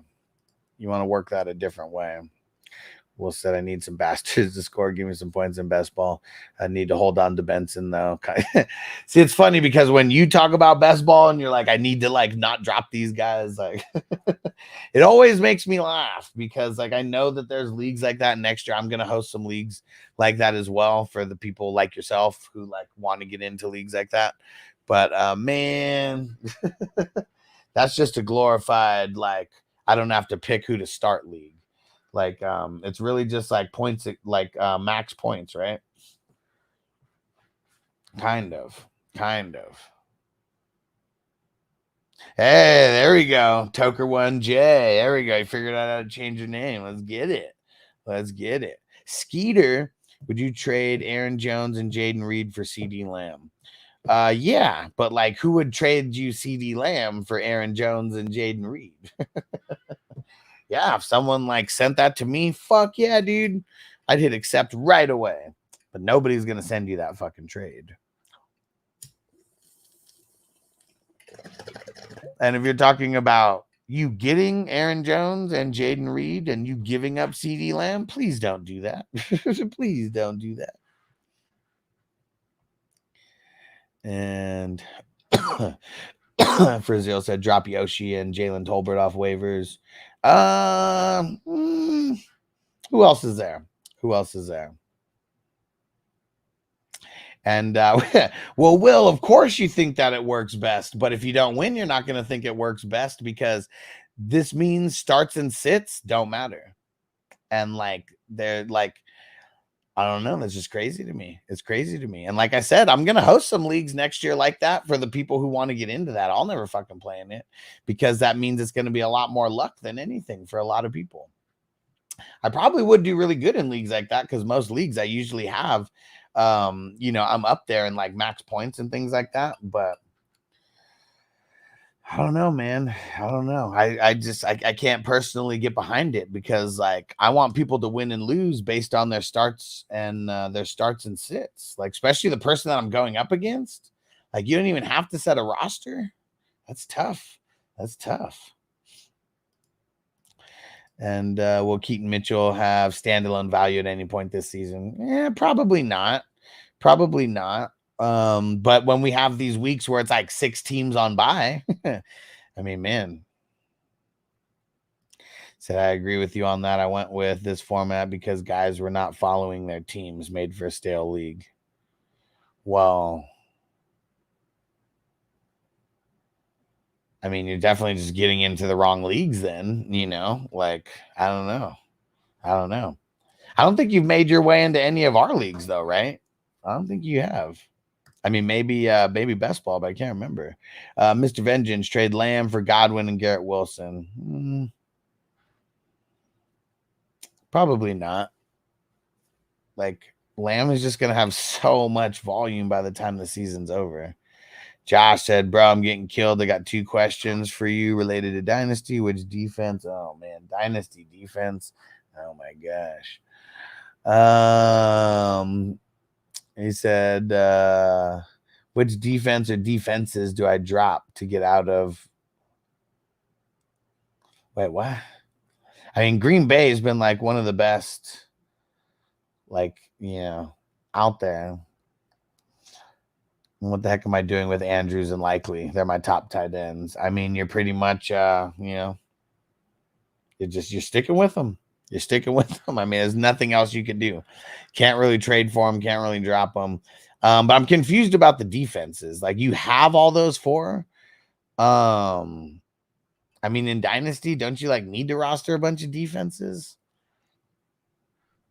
Like, what would be your point of like dropping those guys? That's also why I think team defense is like so whack for like Dynasty. I mean, I think it's whack for everywhere, like fuck team defense. But yeah, even in Dynasty though, so much changes from year to year. There's like stuck with these random defenses clogging your bench, but you can't drop them because someone else will pick them up. All right, next year for sure. There we go. And Brazil said Calvin Austin, Trey Tucker, Lazard, Tolbert, Hopkins, pretty much it on waivers. I mean, it's ugly, man. This week is a very ugly week for waivers. It really is. It really is.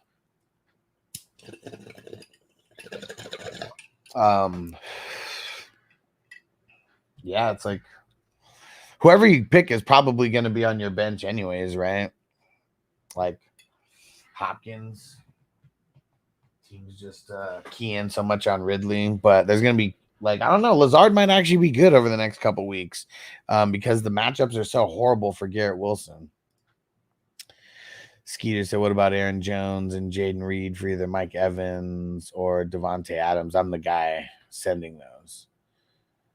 Well, why not just like send it for CD? I mean, if you're just going to send out like, you know, if you're just going to make like random, like kind of trades like this, you know, just send it for the most expensive guys.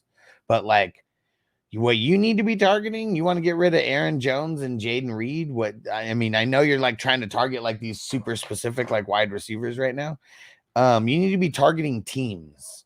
You need to be going and looking who's 0-2 or who's 0-3 right now. Who's like team is like maybe 1 or 2 win. So I'm trying to make it a little more fair. It's not about making it fair. It's about what's mutually beneficial for each team. So don't try to make a fair trade. You're going to be sending yourself like through a fucking hamster wheel trying to make fair trades. You need to go see whose team is losing right now, who is 0-3, who is 1-2, who is panicking, who has a bunch of injuries over there, who could really use a running back and a wide receiver. And then you try to figure out something from there. But if you're just going to like pull, just really good wide receivers like out of thin air to be like, I'm just going to trade these guys for these guys and see what happens. You might as well just go after the best guy because you're really just hoping that someone looks at it and says, hey, I need 2 guys. Let me accept that. And you might as well go after the best guys because you're kind of just like making a trade based on hope, not necessarily based on like strategy. This guy has Stevenson and Najee. Okay. I mean, it's not his whole team. What's his, you think Aaron Jones is going to be like a savior? Like, you think anybody would look at Aaron Jones and think like he's a savior? What's that guy's record? Does he have good players at other positions?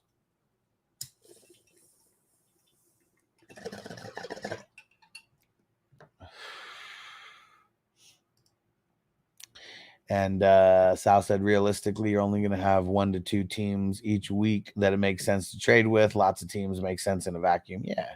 Said Smitty is a big advocate of sending out lopsided trades, hoping the guy accidentally hits accept. He said that on his stream a few days ago. I mean, that shows that shows how smart he is as a fantasy manager. Let's hope that someone presses a button by accident and you win a trade. Yeah, so it's funny. And I bet people actually spend like a certain amount of time on that per week, sending out stupid trades, hoping that they actually get accepted. He has Adam, CD, and Diggs. He's 1-2. Have you already talked to that person? Or is this just like a random trade going out? Because if it's just a random trade going out, yeah, send it out for CD. Josh, I feel like my roster has so much potential this season while being fairly young. I'm getting cooked. It's the first time ever being in a lopsided spot this bad. It happens, man. It happens. And just don't, especially in Dynasty, don't make emotional moves. Don't drop anybody that you probably shouldn't drop like for the long term. And like, I don't know your league, but like, I'm assuming there's no defenses like out there unless the defense really sucks, right? So it's like whatever you throw out there is going to get taken by someone else anyways. Marco says no such thing as a fair trade. One side gets what they want. The other side can't complain about it. Yeah, I mean, that's why like nobody should be trying to send fair trades because guess what? Whatever you think is fair, it doesn't matter because the other person has to be the one to accept it anyways. And what up, Bakes? Bakes in the house. And Will said, man, I literally hate when I get those trade offers. That's my exact response. I asked them if they were hoping I accidentally hit the accept button. Yeah, and a lot of, if it's that lopsided to me, I just leave it up. I won't even I won't even take it down. I'll make the person like have to think like, oh, did they even see this? And then they message me like, yeah, I saw it. It wasn't even worth my time to click a button. Like, you want to rework that and send it back to me? Like, maybe I'll think about, countering. And Southside thinks sending out lopsided trades just makes you it makes you the league clown. It for sure does, because like nobody talks shit about people who sends a trade that they just don't like. People talk shit when they feel like this trade is so fucking bad. Do you think I'm a fucking moron? Like that, like if your trade makes me think that I'm stupid, like, like you think I'm stupid to like accept this trade, like that's a trade that people actually go talk shit about in the league chats, and like I always laugh when I see that because sometimes people won't even say what the trade is. And Bake said, so the trades in Debo League are legal. Yeah, it's anybody for anybody. Anybody for anybody. Sometimes I offer a lopsided counter if it's that bad. Yeah, if I get a trade so bad, if I have time, sometimes I'll send the most outlandish shit back. And then and then wait for them to decline it. And then I'll message them. I'm like, hey, do you want to actually make a realistic like type of trade? Sometimes they're just like, nah. I want that trade I sent to you or nothing at all. I'm like, okay. Salute.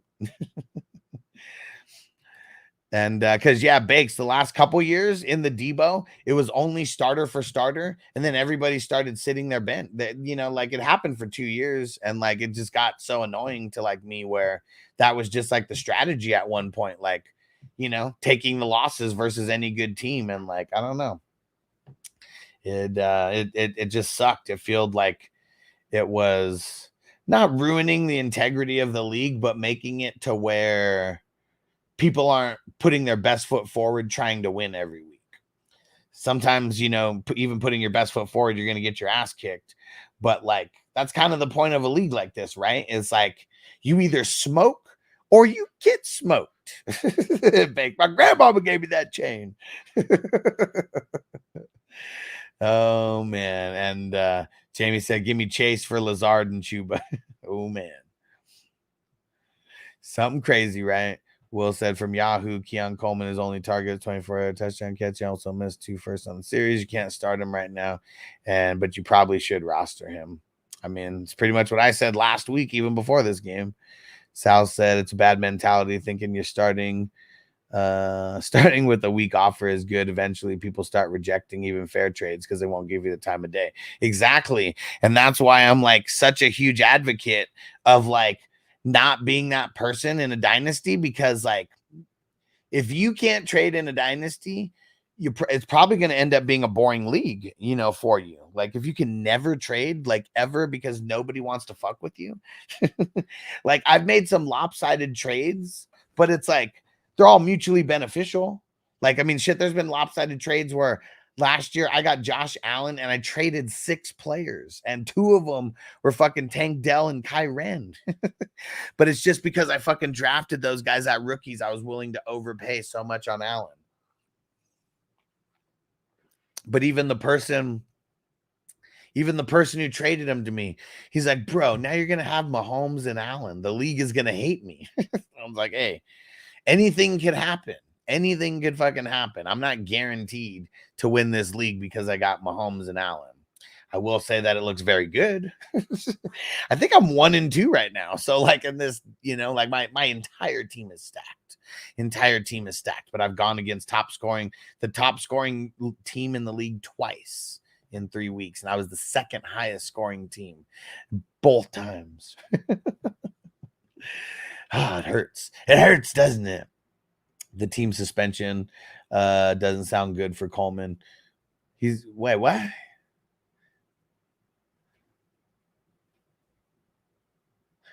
Well, I mean, but that was last week, though. Like, what? I mean, what? He's going to keep being suspended?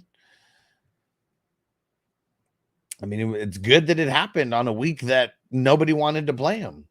Like, he got the touchdown, but that was it. Josh said Allen, Hall, Stevenson, A.J. Brown, Flowers, Neighbors, JSN, Ridley, Swift, likely Andrews, May. He said just to name the highest of my team. Trust me, man. It's not always about who you have on your team. It's about the schedule that you play. That's the bad luck of fantasy sometimes.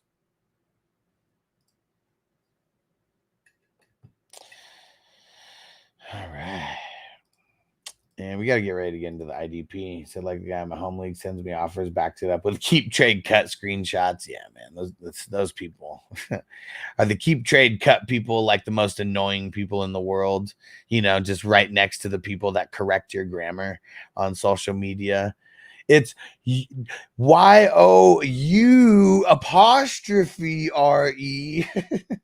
Like people hate it when I just put the U as just a U and you are just that. They hate that shit. In Dynasty, someone offered me Debo for Dobbins. The league said I lost the trade, but for me, 2 Dobbins equal 1 Debo, and then Dobbins has a shit game. Yeah,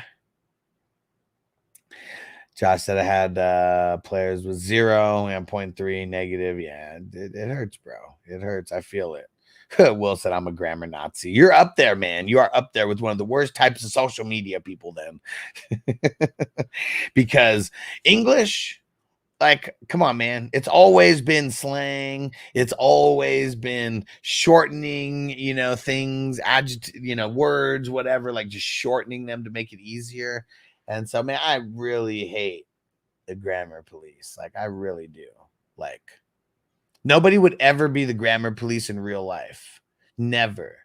But only on social media, you got to fucking like spell everything correctly. And it's usually when someone's losing an argument. Like, hey, bro, you spelled that wrong. You didn't put the apostrophe. And Bake said, I remember trading Tua and a shitload of players, plus my first round pick for next year to get Chase Brown and Burrow. Finally reaping the fruit. I mean, sometimes takes a little bit of time, right? Marco said, especially when they don't know how to use the keep trade cut and, and they don't turn off the super flex button. Oh, man.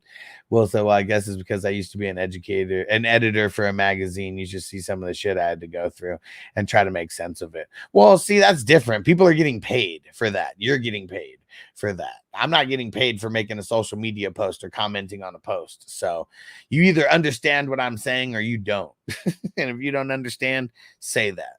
But don't make the whole point about grammar when I don't know, would anybody correct anybody? Like if you were sending a text to someone, like, would you correct someone on the grammar like there? Probably not, but it's like, you're probably only texting a friend, not some random fuck. And Sal said, respect your elders.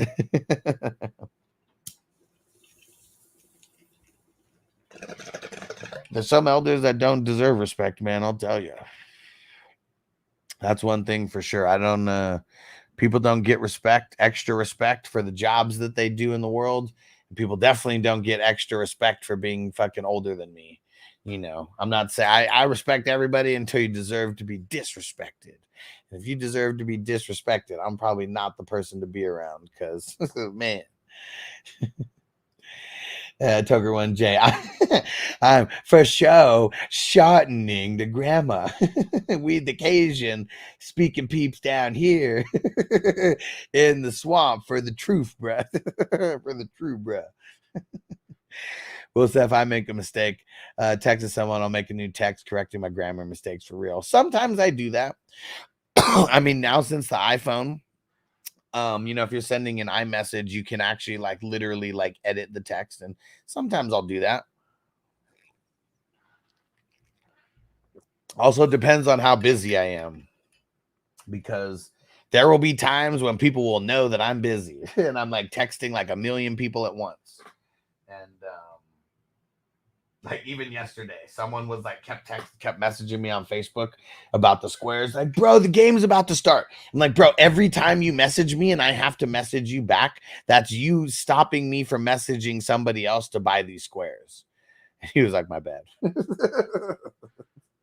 Just chill the fuck out, man. Just let me do what I do. Let me do what I do. All right. Here we go. Let's get the IDP pulled up here.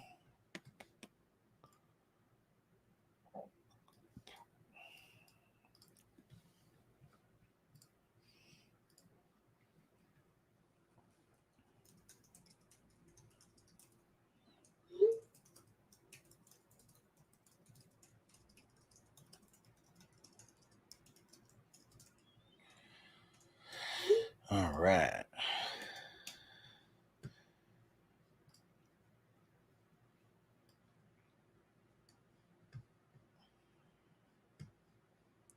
And yeah, Will, it must suck being an editor. But you know what's funny now? You don't even need to do that shit, bro. Chat GBT. Edit this for me. Kind of sucks. I mean, kind of sucks. The human element for stuff like that, doesn't even really exist.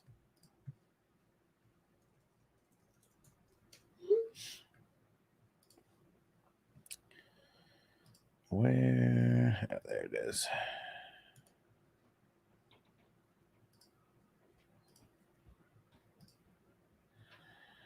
All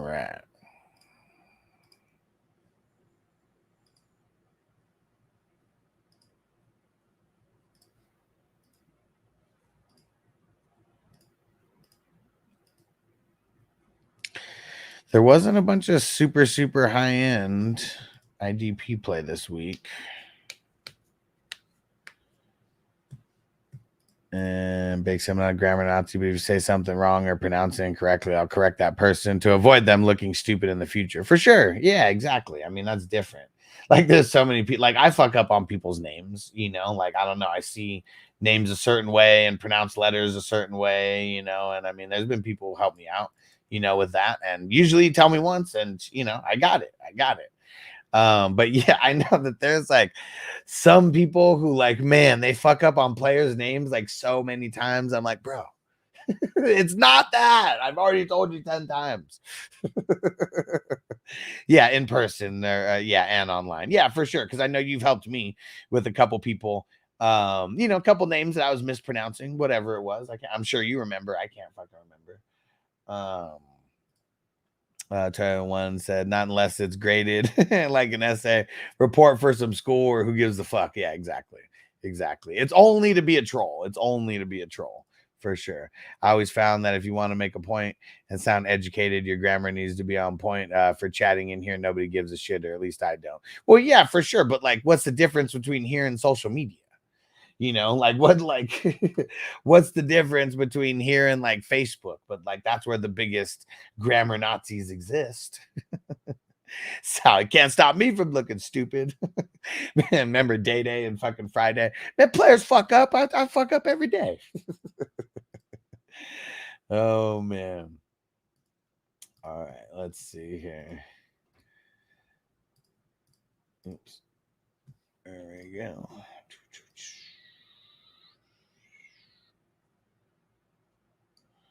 There we go. All right. Now we're going to need, now that we're ready, we need a couple more bowls to really get ready. And well, so if you're on Facebook and you're debating a point, you're talking slang, you said, I will literally not entertain your opinion. Well, I mean, it all depends on what the opinion is, I'm sure. And and like, I'm literally talking about the people when you say your, Y-O-U-R, but it was supposed to be Y-O-U''re.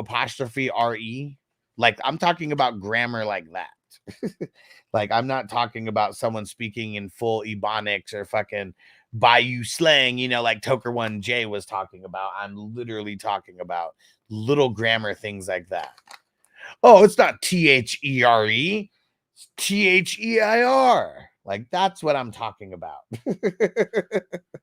I'm talking about those kind of like grammar mistakes where someone could literally be typing and like that's what it auto corrects to. That's what I'm talking about. I'm not talking about the super slang and all that.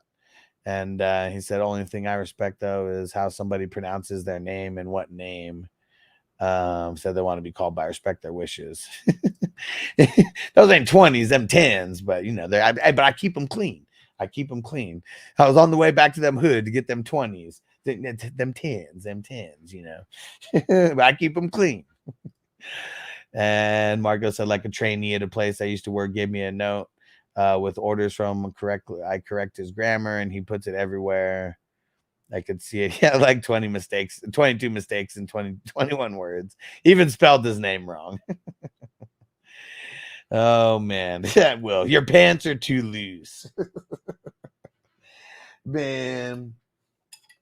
But yeah, so that's what I'm talking about when I talk about the grammar police, Will. If that's not you, then I wouldn't even consider you the grammar police. What up, Uncle Ted? Shout out to Ted Williams, best contact hitter ever. Tony Gwynn, second. He said Trey Tucker a must add. Nah, he's not a must add. But would I add him? Probably, maybe. Depends on how deep your league is, but I don't think that he's going to be getting too much work over Jacoby Myers on any kind of consistent basis. And like Bowers was kind of shut down like a little bit, and they're getting the shit beat out of him. So it's like they called his number with like Aiden O'Connell, right? And I don't know. They said that they're not going to be a QB switch could happen, not guaranteed, but it's not out of the cards. They said, making sure Gardner Minshew knows. Toker 1J, you can't take the swamp at the Cajun. New York grammar is different than West Coast folks. For show. And it's F-A, for show. He said, or shall I say, for sure. See, it's different, right? It's like, because for sure. That's like, I mean, I don't know. I mean, seemed like a Southern California thing for the longest time, and then like seems like it's all a California thing right now, but for sure, yeah, for sure. We're going over here for sure. We're gonna smoke a bowl for sure. Yeah, that yeah, and on the East Coast, right? It's for show. Getting that for show. Yeah. For show. Exactly. Uncle Ted said Texas slang, baby. It's y'all, not your. Right? We were just talking about what's it called a couple days ago. Rush hour. It's not you all, it's y'all. Right? If you're from California, it's hella used every other word for sure. For sure. Yes, hella gets used a lot. And I use it a lot as well. Just in different contexts. No. But yeah, hella's like fucking might as well be like aloha for Hawaiians. There's so many different contexts that you can use hella in. Wilson, anybody here know who Hanna-Barbera is? The girl has the cutest Southern accent to go along with cutest. No. Never heard. If we're being real, it's not even our language. We're all just doing it wrong in the in the U.S. aluminum. Yeah. We all, I mean, wherever you are, because it's a different type of language, right? But I mean, it's also like Mexico. Like, I mean, I know that, you know, a lot of words still mean the same thing, but if you're in different parts of Mexico, you use different parts of, there's different, you know, types of slang used and shit like that. Like, that's just everywhere, man. Like, it's someone along the way just started talking with a little bit more swag than everybody else. And people just followed. People followed.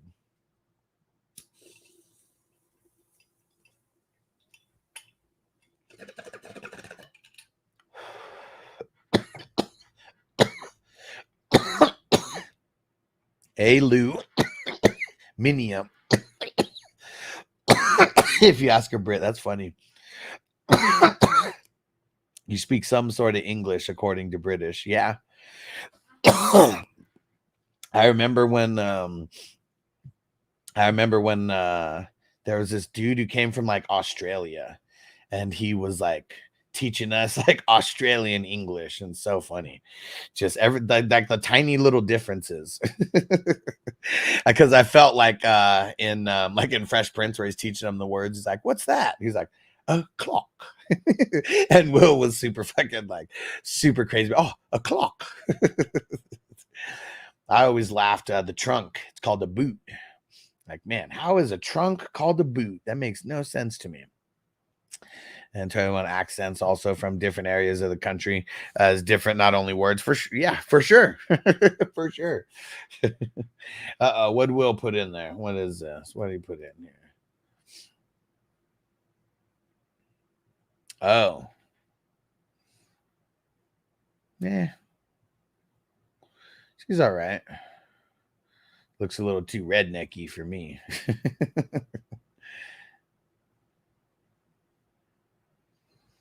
But yeah, she's all right. I mean, shit, she's got 1.6 million followers. So, I mean, there's a bunch of people that like that look for sure. For sure. All right. Let's finish this bowl, and then we're going to get into the IDP waivers. Here we go. Big time redneck, Louisiana. Yep. She looks real rednecky. She looks like when I saw when I saw her profile. Remember Boy Meets World back in the day? Remember that girl Lonnie that they had working at the hardware store? Kind of gives me like her kind of vibes. Like she'll want to wrestle you, but like put you in a headlock and like beat the shit out of you. Not let you fuck her.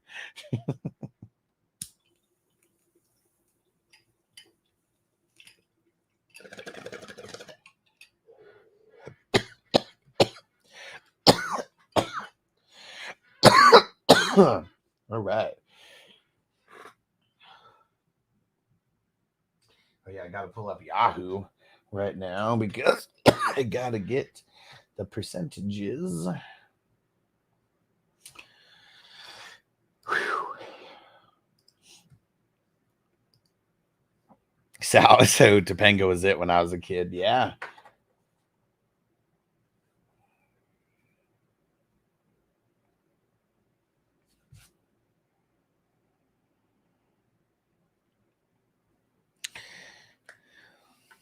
I am. I just texted you back right now.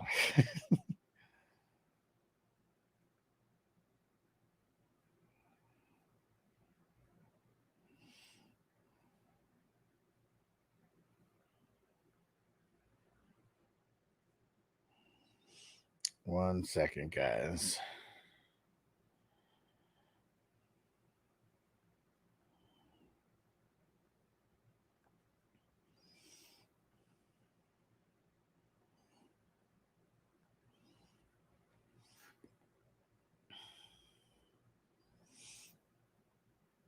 All right. Winnie Cooper as well. Oh man. What the hell is that called? The Wonder Years. The Wonder Years. And what would Marco say? British can say, can I have a lift in your lorry? An American understands. Can I give you an elevator in my trunk? Okay. Interesting. All right. Let's see. Also a bonnet. They said is the hood of a car here in the States. Okay. All right. One more bowl. Then we're going to knock out the IDP waivers here.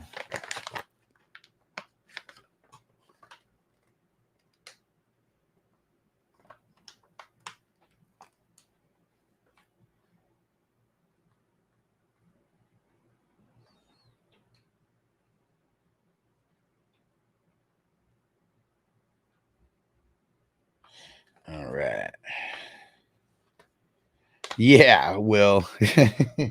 Yeah, and I was even gonna say it, but I was like, I'm probably not gonna do that because if someone just clipped the 1 second, they could hold that against me. But yeah, a cigarette, right? What they call a cigarette in in North America and England. Two way different words. And Rush.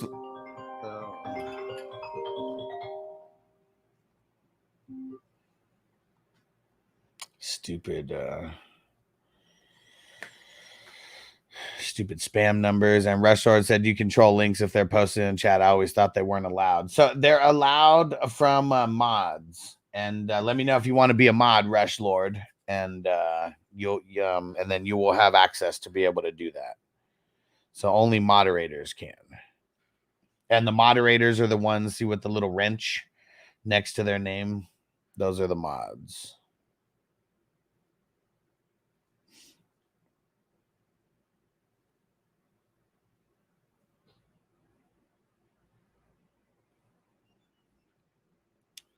All right.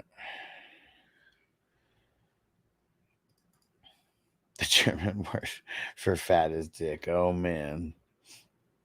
Ooh, I just saw Adam Thielen. He's going on injury reserve. They said super significant hamstring injury.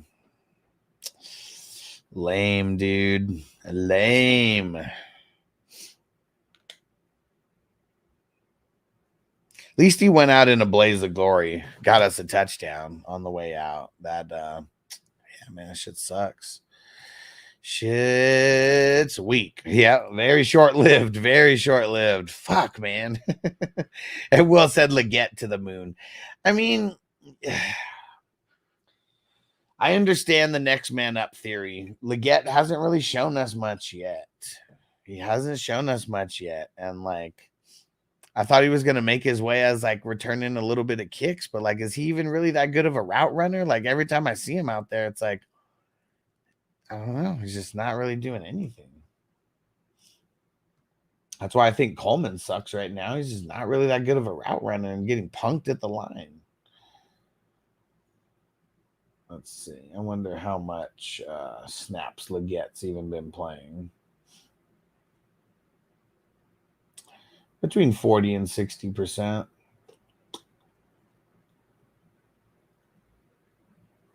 So even that'll probably stick around like 60 something percent.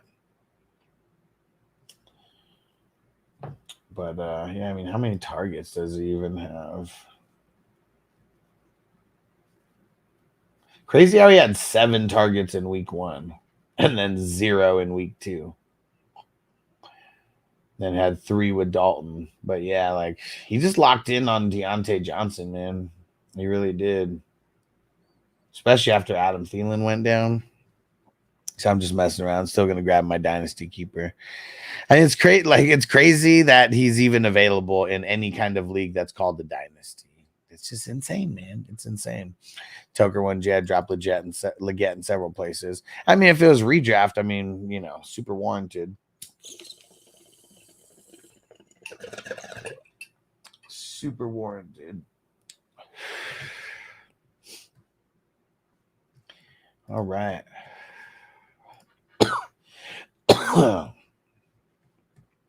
Yeah, I'm going to start with the linebackers first. And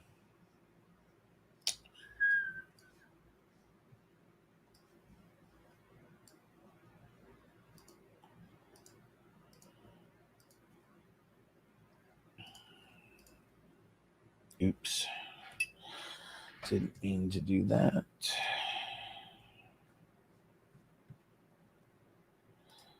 Hit that like button, everybody. Appreciate you guys. Appreciate you guys. And here we go.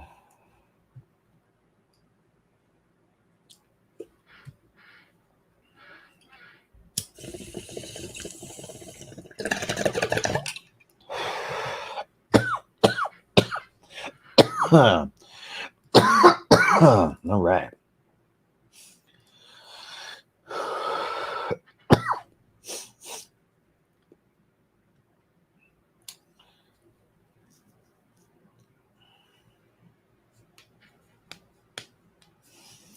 All right, all right, all right. And Will said, I always forget to hit the like button. It's okay. A lot of people do, including myself, because I'm always watching on my TV, and a lot of times I forget to do it as well. So I got to remind people. I need to remind people more often. Maybe we need to hit something somewhere that just says, like, hit that like button.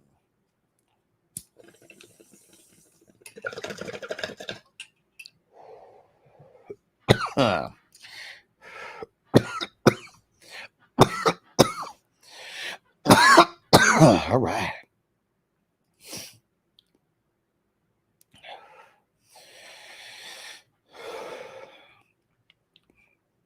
Here we go. Here we go. Let's knock this IDP out of the park.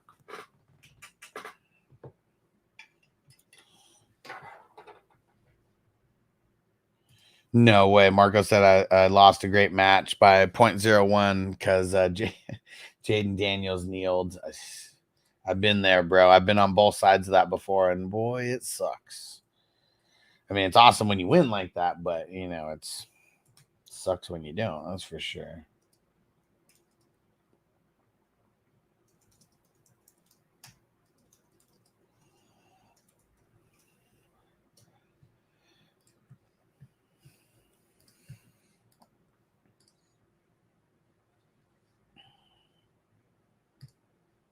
Here we go. What up? What up? It is Alex, the fantasy football hustler, and I got another IDP video for you IDP savants. Let's go. And fuck team defense. Am I right? Throw it in the chat. And let's get some waiver wire ads. Okay, so you guys know how I do. I try to bring the guys to light that are not too rostered, you know, anywhere. I mean, that's really what it's all about. The guys who are not that rostered, and this guy, Deion Henley, he's only rostered in 1% of Yahoo redraft leagues as of right now. Junior Colson went out for the Chargers. He got 100% snaps in week 3. Has a really balling game at the same time. 26 total points, 12 total tackles, 9 of them solo. Had a tackle for loss in the mix as well. So linebackers, that's where I'm usually starting because IDP 1, 2, 3 scoring is what we are basing this all off of. That's default sleeper. And Deion Henley, he'd be the guy that I'd be going after. Junior Colson going to be missing a few weeks at least. And if he keeps balling like this, he ain't giving up his snaps when he comes back.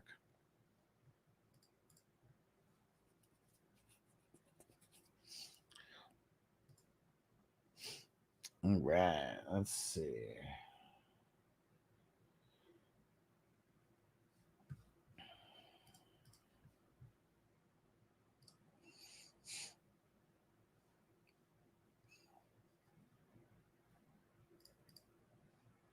My next guy on the list here, you could throw him in as an LB or a DL. So I'm going to mention him on both segments because he killed it. There was big expectations from Jonathan Grenard coming over to the Vikings this year. Last week, he got a sack. Week 1, it was ugly. 1 point. Last week, got a sack, had 11 points. This week, killed it. 3 sacks, 4 tackles, 34 total points. If he's available in your league, which he's only rostered right now in 3% of Yahoo redraft leagues, so should be readily available everywhere. If you are running 1 to 2 defensive linemen, go pick him up. Pick him up. He is going to have more value as a defensive lineman than a linebacker because there's less defensive linemen that are really worth a shit. All right.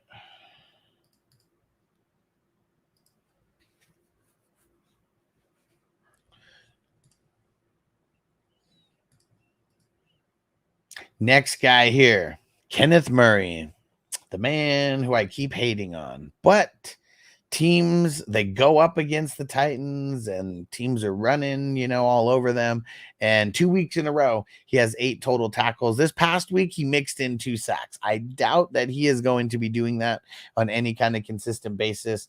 So I'm still not going to mess with him. You guys can. I'll put him on the radar for you. He's only 5% rostered in Yahoo redraft leagues. But I hate him, man. He sucks. He's a bum.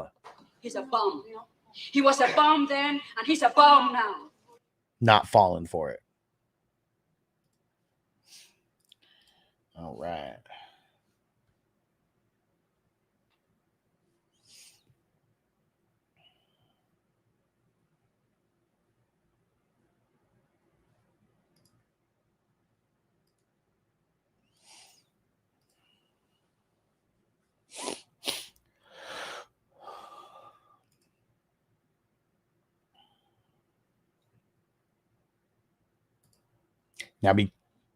Now, because I know more of you people probably play on Yahoo and ESPN and NFL and places like that, I'm going to bring up Derek Hall in the linebacker position here. I'm going to bring him up in the defensive line spot as well. But on Yahoo and ESPN, like, he only is listed as a linebacker. And then on Sleeper, he's only listed as a DL. So very, very weird, but I'm bring him up in both segments because of that. 30 points this past week. Because of the fuck is his name? Why am I spacing on his name?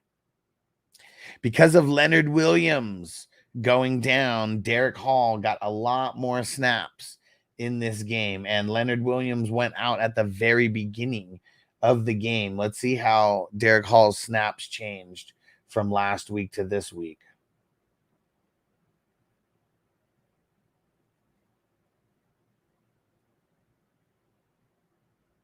Crazy. So it actually did not change. He's actually played 66% of the snaps each of the last 2 weeks. Just had a really good game. Maybe that's because of Leonard Williams actually missing in action. He was able to get 2 sacks plus the forced fumble. So we're just going to throw him on the radar because he's 0% rostered right now in Yahoo redraft leagues where he's a linebacker, and on Sleeper, he's a DL. Super weird.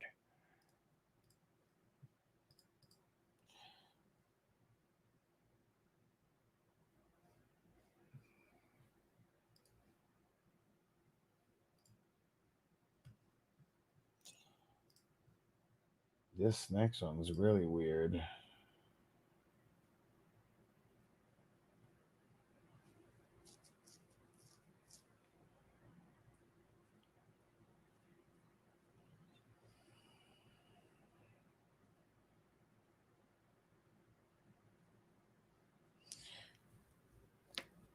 All right, here we go.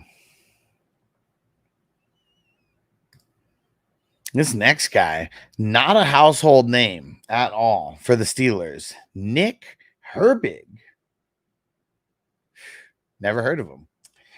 The reason why I heard of him is when Alex Highsmith went out. This is the dude that came in and started getting more snaps, ended up getting 2 sacks and a forced fumble. So if Alex Highsmith misses any kind of time, this is going to be one of the dudes that ends up stepping in. You could play him at the DL or LB on Sleeper, on ESPN and Yahoo and all that. He's only listed as a linebacker, but on Sleeper, hey man, this might be someone to pick up and throw in at the DL spot. Pick him up. Let's do it. We got to pay attention to Alex Highsmith's status for the week. But that's why you guys want to subscribe, because I'm giving you this kind of insight that nobody is in the fantasy football world. So hit that subscribe button. We got more linebackers to go. I'm going to break down the DLs as well and some of the DBs.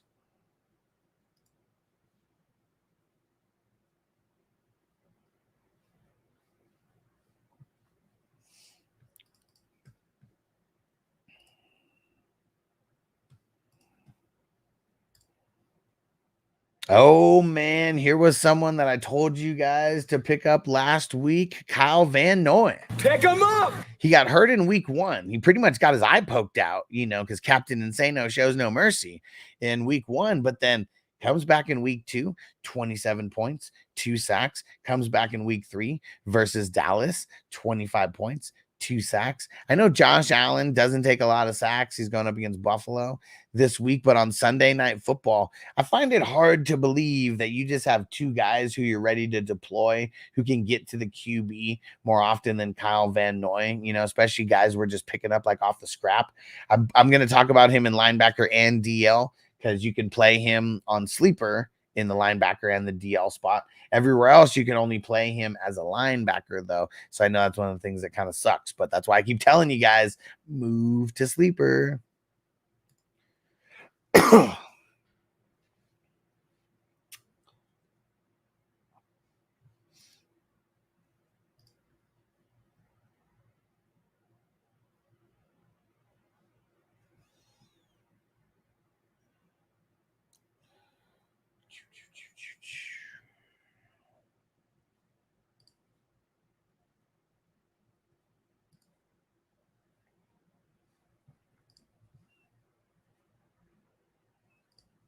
Okay. Here's another weird one for you. So Brian Burns on Yahoo, ESPN, NFL, he's only listed as a linebacker. Okay, so that's why I'm going to bring him up here just for you guys playing in leagues outside of Sleeper. On Sleeper, he's only listed as a DL, so that's what's kind of crazy. On Sleeper, he's only listed as a DL, so that's why I'm going to talk about him in both segments, just depending on what app you're playing on. At least you'll know. Pick up Brian Burns. Pick him up. Look at that, man. I mean, he didn't get any sacks or anything in the first couple weeks, but then 24-point showing, got a sack, got a forced fumble, got a couple tackles going up against the Browns, and then they got Thursday Night Football versus Dak. And because of that line over there, I mean, shit, Kyle Van Noy, he got 2 sacks on Dak just this past week.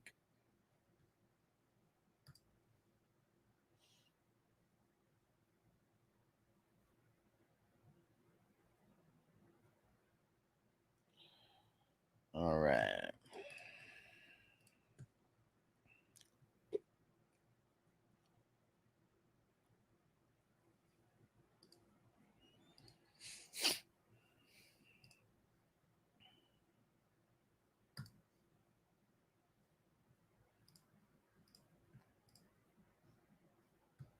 All right, the last linebacker that I'm going to talk about here. If you guys have specific questions, on linebackers or who you should draft, who you should pick up and what leagues, and it's like different than the people that I'm giving you right now, and just throw it in as a comment. I'm pretty good about answering the comments on YouTube. And then also, if you want more help, go to 420crew.com, join our private community, okay? And then you can get your questions answered there as well.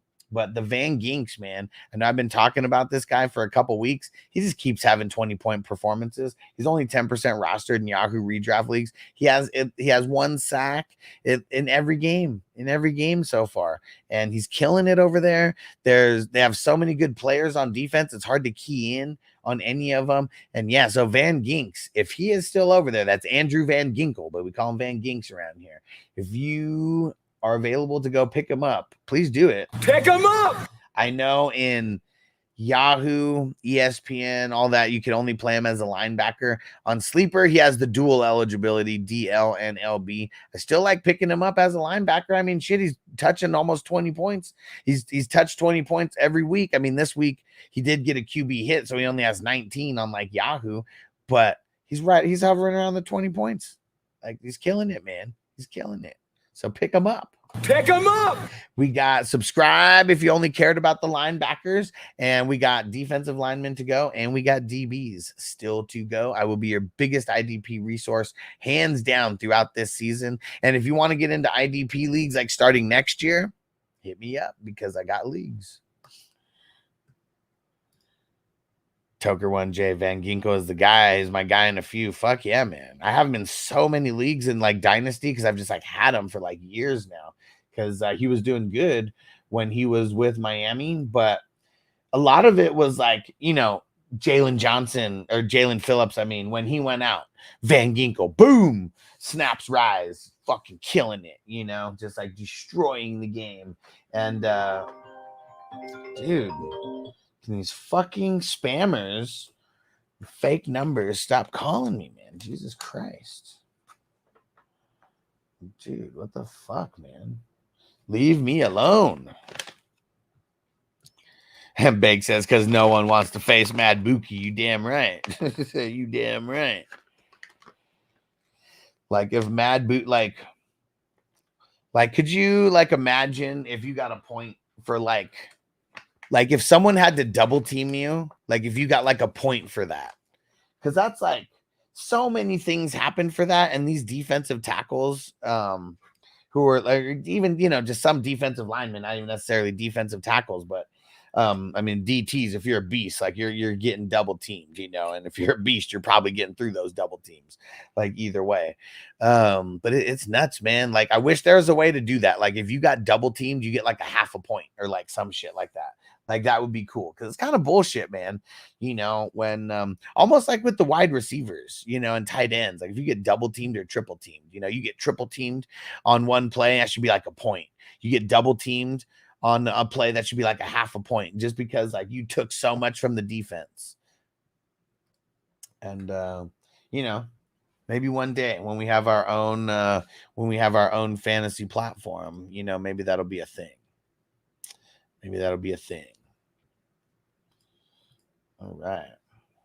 Smoke a bowl. And then let's get down to the DLs, baby. Actually, let me put these over here, make sure I'm on point with the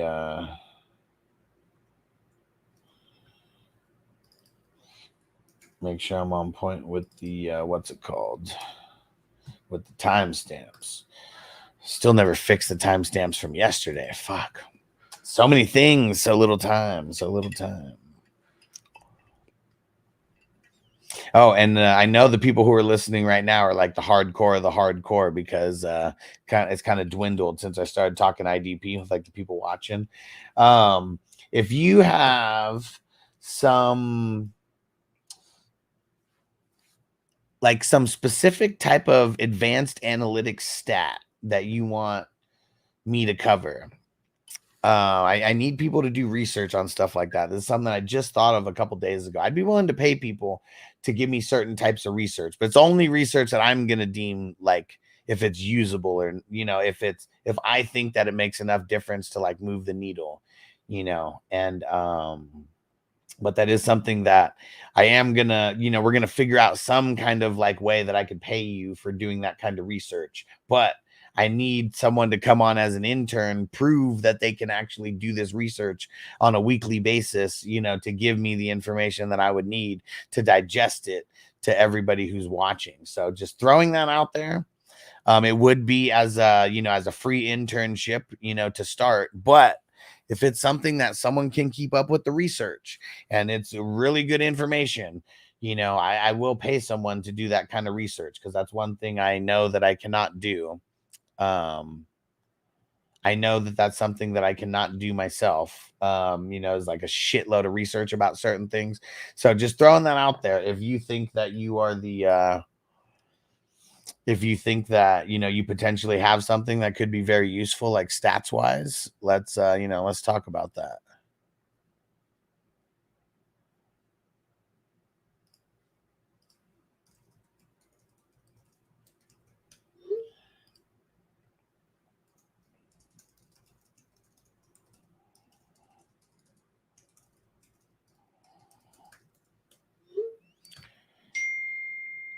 Okay.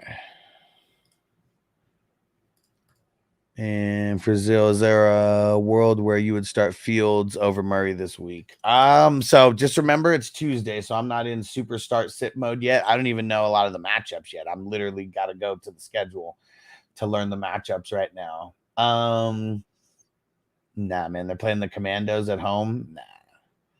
Who's Fields play? The Colts. Nah, I'm starting Murray, man. I'm starting Murray. And Toker 1J, I just had an ITT tech company that just joined my fantasy group, want me to help with analytics specifically on fantasy football. Okay, cool. I'm very curious about that. Tell me more. Tell me more. Big said, I'm doing my research for schematics for the brand. I'm down to do research on offensive line, how it's affecting the run game. Lots of injuries, rookie replacement factors in. Yeah, for sure. Yeah, definitely, Bakes. Let's that's one way that people could get involved without actually doing like the content in front of the screen, like I need, like even the fantasy footballers and all those fucks, like they're not researching everything. Like they got producers like feeding them that kind of information. So like that's one way that I know people will be able to get involved and become, paid members of the team for doing research. But like I said, in the beginning, it is going to be free. We got to make sure that whatever type of research that, you can keep up with that research on a weekly basis and give me new information, weekly. It doesn't have to be every single day. It could just be weekly, one time a week. And I'm sure things like offensive line, that's for sure going to make a difference. The coaching breakdowns and offensive schemes and all that for sure going to make a difference, for sure. All right, Toker 1J, so I'm converse with them and get back to you, bro. Yeah, I'm very interested in like what they're actually doing over there. Yeah, very interested. And there are going to be little things that I'm going to be doing a little bit more of now, like kind of delivering information through Patreon, snap percentages, cornerback matchups, like weekly. Like that's something I know that just literally one post about that, the wide receiver cornerback matchups, the worst ones for the week. Because the best ones, like it's tough to call the best ones. I know that there's going to be people out there who like know the worst cornerbacks in the league because of injuries and things like that. A lot of it does come because of injuries. Thanks, baby.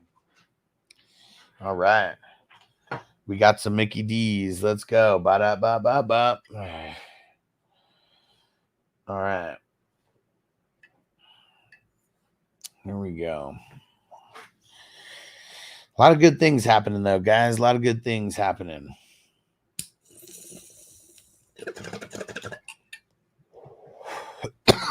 And do the DLs right now.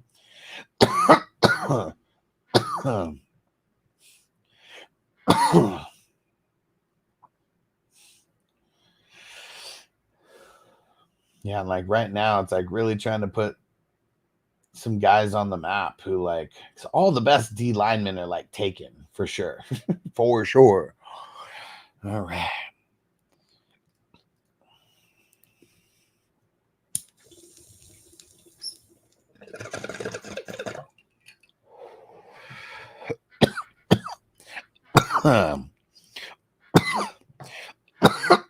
Here we go.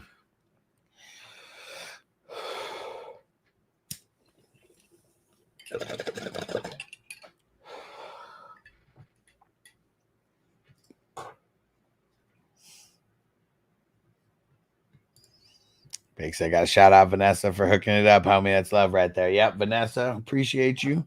Appreciate you as always. And here we go. All right, we have made it to the defensive lineman now. Hit that subscribe button if you have not. Jonathan Grenard, I mentioned him in the linebacker portion, but this is for you sleeper guys who maybe skipped over the linebackers. But Grenard on sleeper, you can use him as a DL and an LB. Sorry, Yahoo peeps, you can only use him as an LB. 34 points this past week on sleeper, 3 sacks. He's getting a good amount of snaps. And it's a matter of time before this defense just keeps rolling and rolling and rolling. They gave him the bag because he is a beast, and we finally saw it on display. He's got 4 sacks over the last 2 games.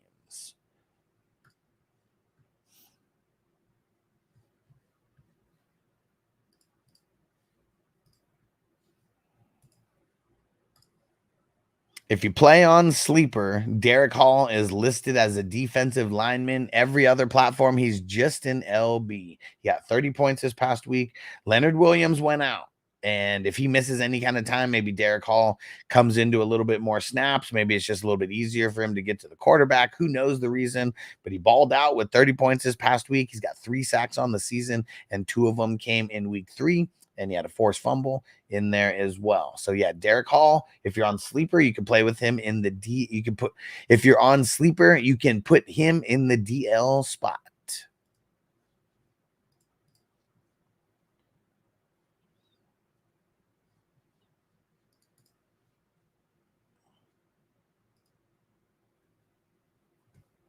There we go. Jump over to the Saints players. We got Carl Granderson, and he's been doing solid. I mean, week 1, only 6 points, but last week, 19 points, and week 2, 19 points versus Dallas. Like, man, they give it up. They give it up. And then versus Philly this past week, 27 points, a sack and a half in each of the last 2 weeks. He mixed in 6. He mixed in 5 tackles each of the last 2 weeks as well. And he had a forced fumble in week 3. So Carl Granderson, he's only 6% rostered in Yahoo Redraft League. So if you play with multiple D linemen, go pick him up. Pick him up! And he does have the DL linebacker eligibility, but he's going to get more value of you throwing him into the line. He's going to have more value if you throw him in the DL spot. There's just less to go around there. All right, let's see. Who's another guy? Ooh, let me see this guy's snaps first before I even bring him up. Because I saw him in the game.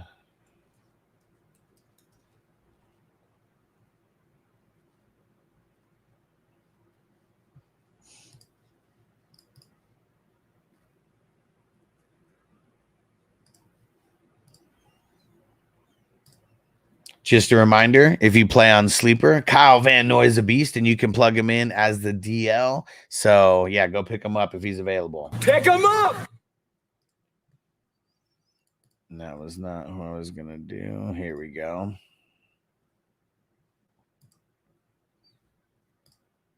I'm going to put someone on the map for you who just got put on the map for me because he's been playing a very limited amount of snaps before this week. And this week he jumped up to 62% in snap count. He had 0 points in each of the first 2 weeks, but then he has 23 points after this huge jump in snap percentage for the Houston Texans. It is Tim Settle. I didn't even say his name. I'm hyping him up. Tim Settle from the Houston Texans. He had 2 sacks in this week. He's 0% rostered.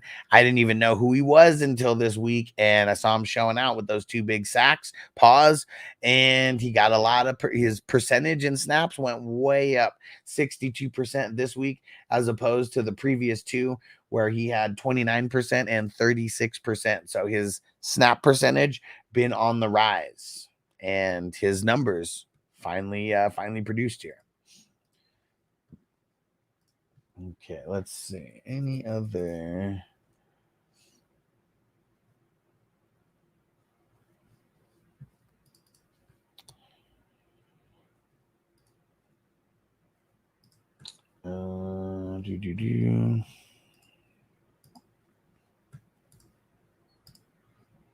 I told you last week to go pick up Will McDonald. Pick him up! And he killed it. 22 points on Thursday Night Football. Go pick him up. Pick him up! They're giving him more snaps than before, and he's got 5 sacks in the last 2 weeks. He's killing it right now.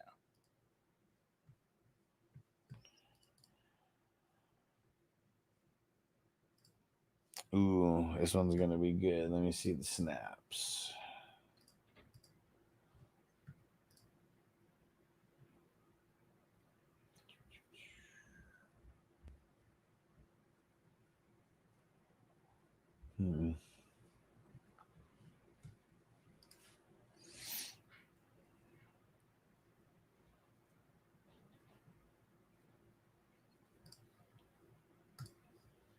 Okay, now Draymond Jones. Usually not someone that I would be shouting out. He is number 55, though. We like that. 55! Leonard Williams goes out. He gets some more snaps. He ends up with 20 points, 5 total tackles, a sack, and a forced fumble. So if he's there, pick him up. Pick him up! Hey, Chef Ran, JD5 on it. Let's go.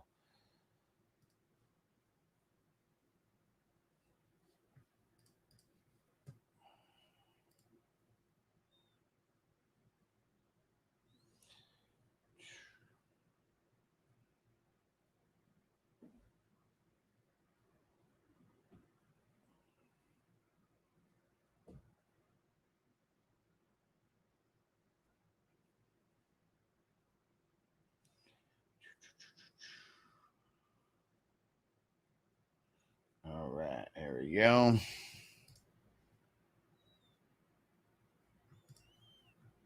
Another guy rostered in a low percentage of leagues. Haven't really had a chance to shout this guy out, so I'm glad that I can now. Jalen Carter. Jalen Carter. Yeah, those passes defended this past week helped get his points up to 18 points in IDP 1-2-3. Haven't really had a chance to shout him out, but if he's someone like that who is seeing the ball better, getting his arms up and swatting it down at the line. Remember JJ Swat back in the day? Like, he used to get such a huge percentage of his points from like swatting the balls down. And Jalen Carter, man, he's a big boy. And let's see if he could do it again. They got Tampa Bay and Baker Mayfield before they go on by this week, but only 4% rostered in Yahoo redraft leagues. Let's see. Anybody else worth mentioning?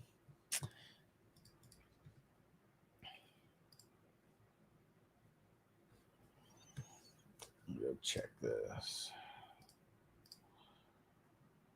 And then I got a Mac on some of this Mickey D's before we get into the DBs.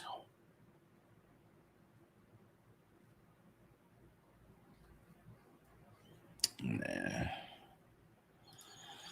Who's another guy worth mentioning? Who's another person worth mentioning?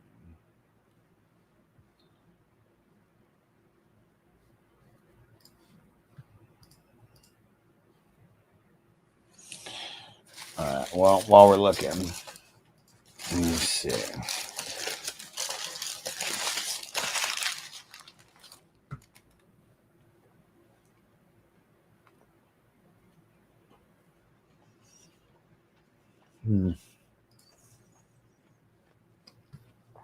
Maybe.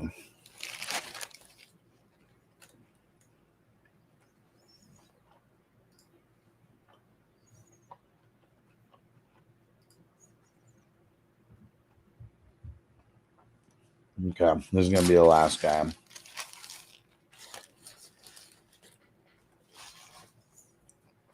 Zero percent rostered.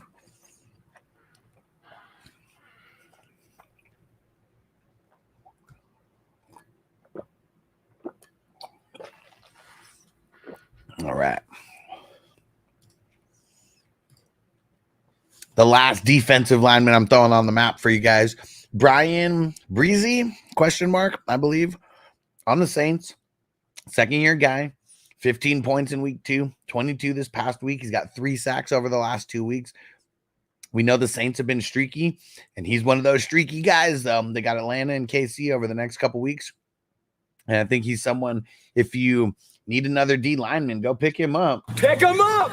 Readily available out there. And Atlanta, we know they've given up some sacks to the QB. Their line is not good at all. So, yeah, Brian Breesy is a good pickup for this week to pick up and put in your DL spot. If you have not hit subscribe, hit that subscribe button. We're getting on to the DBs for the last portion of this video. All right.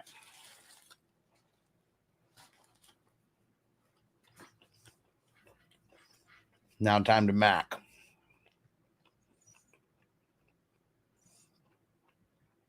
Put on some music. Bacon McGriddle. Don't got to choose. I get them both and then combine them for the ultimate McGriddle. Nice. It's a chicken burger over here. What?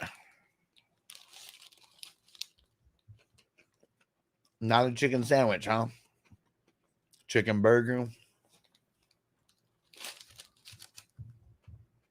All right. Got to go refill my water after this. Let me go refill the water. And we're going to get into the DBs.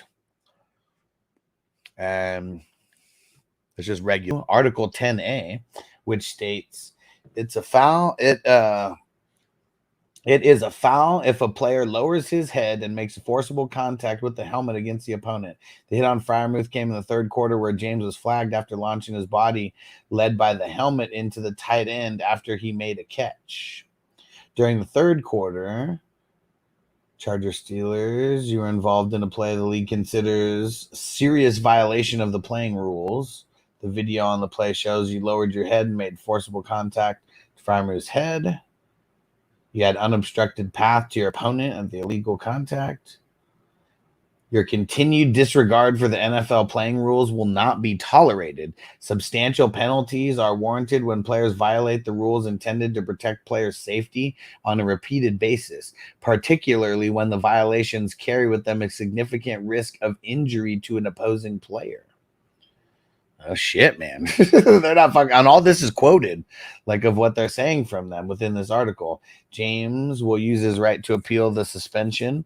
The NFL Network reported if it's upheld, he will miss week 4 of the AFC West matchup against the Kansas City Chiefs. James also asked about the unnecessary roughness call after the game, which said at the moment didn't seem like it should have been a penalty. So I wonder what the actual, right, Toyota 1, NFL's not playing. I'm trying to see if there's anything else like within here.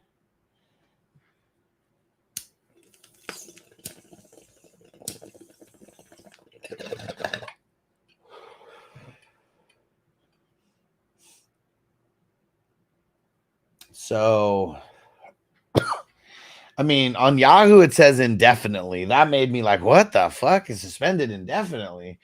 That made me like have to pause like right there. But yeah, he's going to get, he's suspended 1 game. That's pretty much what it is. This would be a great game for him to miss versus the Chiefs. It really would. Yeah, 1 game. Weird how on Yahoo it says indefinitely. That kind of makes no sense. But yeah, man. Can't be fucking people's head up. Man. And Bake said, what the fuck? But Joey Bosa can still play after all his fouls for unnecessary roughness. Well, I think it's the headshot specifically. Like, so I don't know, like maybe if he kept doing it to, quarterbacks or whatever, like, I don't know how it didn't really say like how many, instances that this happened for Derwin James, but I know it's happened before, but I don't know how many times. Okay.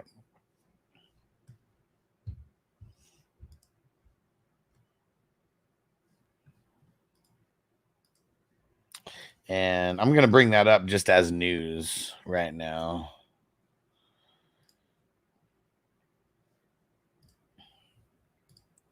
The first DB that I'm going to talk about here is Derwin James. And no, he's probably not available like in your league, but I don't know if you guys heard, he has been suspended for 1 game. They say he's going to appeal, and it is for repeatedly hitting tight ends in the head.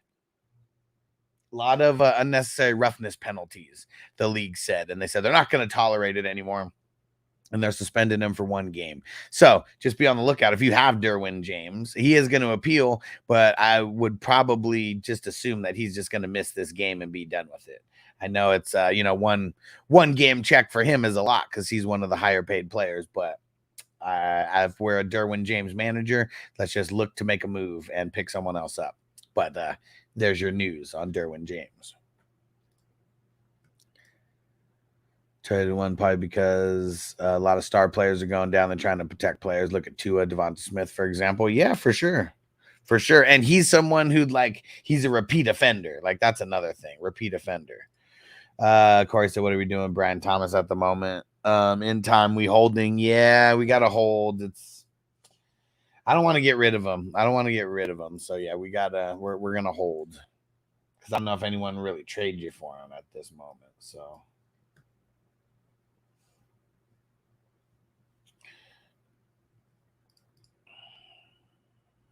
Okay. Marco said to that guy, what? Demko Sue? Sarah? Oh, Indomitian Sue? Yeah. Sue. Yeah, he said should have been suspended multiple times. Well, I'm pretty sure he did get suspended multiple times, and he's got a lot of fines. He racked up a shitload of fines over his career. All right, now, someone that you can pick up off waivers. He's a DB on the Panthers, Mr. Mike Jackson. Oh yeah, just beat it. They get thrown on a lot. He's got 2 games with 17 points or more so far, 33 points in week 3. He did have an interception, and I don't really try to chase the interceptions, but he had 9 solo tackles as well. And so that's what this comes down to, him just racking up the tackles. He's got 2 games with 7 tackles or more. I mean, they didn't really do that good against the Chargers. He didn't really do that good against the Chargers, but either way, they got Cincinnati, they got Chicago over the next couple weeks, and teams that throw it a bunch. So I would say go pick up Mike Jackson. Pick him up! Just beat it. All right. Big pause, right, Bakes? All right.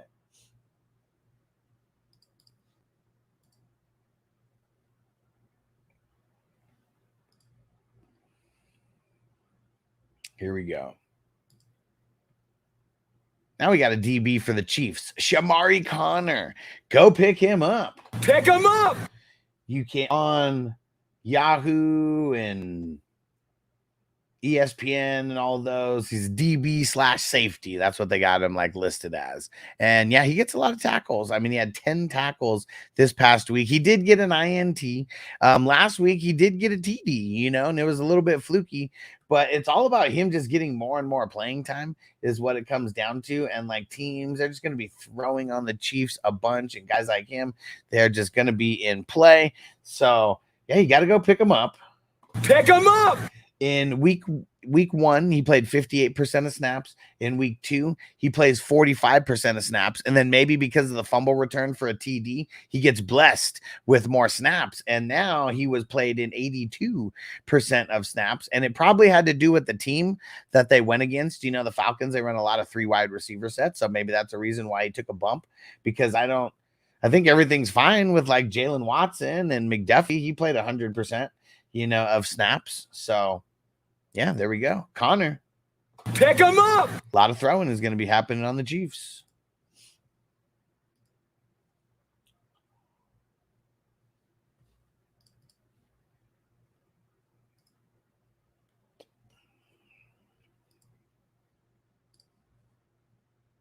Let's jump back over to the Saints and let's talk about the Honey Badger, Tyrann Mathieu. Let's go. He has got 2 interceptions in back-to-back games, 7 tackles this past week, all solo. as well. Had a tackle for loss in the mix, 25 points. It was his best game on the season, but no games less than 14 points. Week 2, 18 points. I mean, very, very consistent.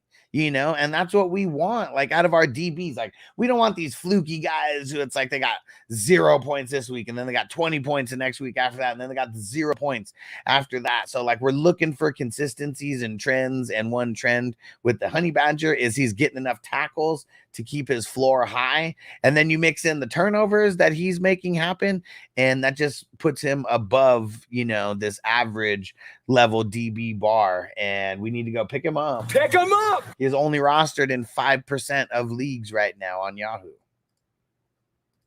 Toyota once said, funny, the guys you're showing, I tagged them for possible pickups. I'm learning little by little about IDP, so that's since I didn't know shit about them last year. There we go. I mean, it's what it's all about. And it's not just necessarily getting the highest scoring guys, from the previous week. We got to look for the trends, because that's really what it's all about. Like, I didn't mention the guy Connor last week because of the, it's kind of fluky with the fumble recovery for a touchdown. But we're going to mention him this week because he got over 80% of snaps. And, like, if that ends up being a thing where he's like over 75%, and I guess I should have said this on the video. But yeah, that's, all that's kind of going through my mind, like, in the background.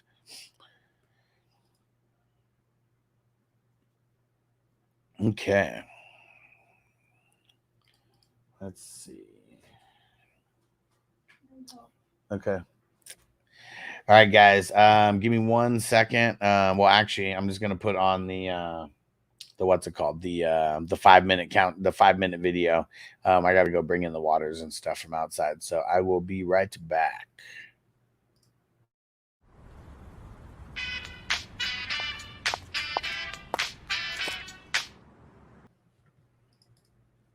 All right, I'm back. And here we go. Let's just jump back in to the IDPs right now.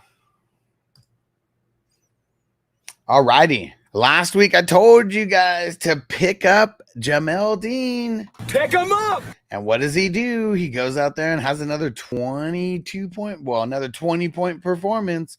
13 total tackles, 9 of them solo. Go pick him up. Pick him up! They got Philly. They got Atlanta over the next couple weeks. And as long as a lot of teams are going to be throwing on the Bucks. It's just the way that it is. Look at what Bo Nix was able to do to him last week. And we want that. We want that. A lot of passing equals a lot of tackles for a guy like Jamel Dean. 0% rostered in Yahoo still. So we did not move the needle, not even 1%.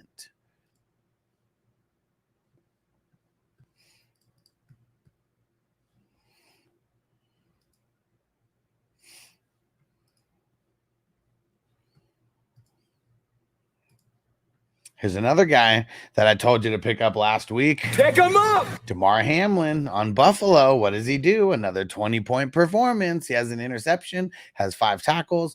The week before that, he had 10 total tackles. Buffalo defense is really solid right now, and Damar Hamlin is handling biz on the field. 2 20-point performances in back-to-back weeks. Pick him up! Let's do it.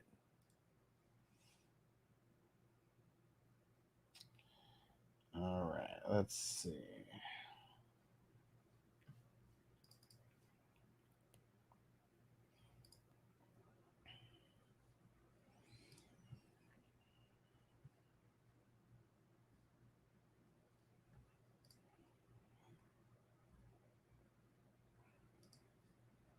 Got a couple more guys for you here. One of them on the Seattle Seahawks, Rayshawn Jenkins.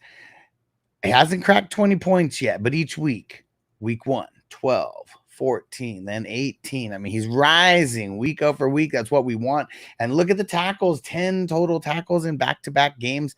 He was solid. When he was on the Jags, he was beyond solid, and he's came over here. He's learning the system very well, and he's fitting in nicely, and he's racking up the tackles. So let's go pick him up.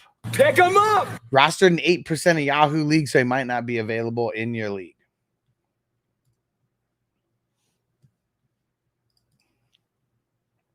All right.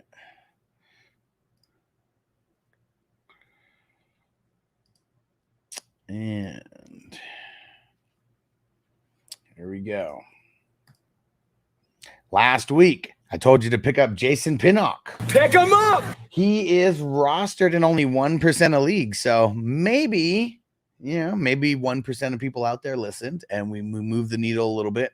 He did have 35 points in week 2. So, I mean, hard to deny him any kind of visibility. It was like top of the list. Not top of the list this week, though. 18 total points, though. And he did mix in a sack. And he had 7 total tackles. Like, come on, man. Like, this is what we like. We like the volume of tackles. Then if you can mix in a sack here or there, makes you a lot more valuable. He is one of their safeties over there. And we know teams like the Cowboys, probably they're going to be throwing it a lot on him. It's going to have a lot of opportunity for tackles, maybe even for an INT. Who knows?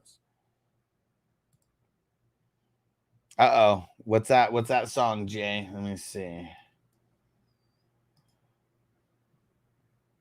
Which one's this?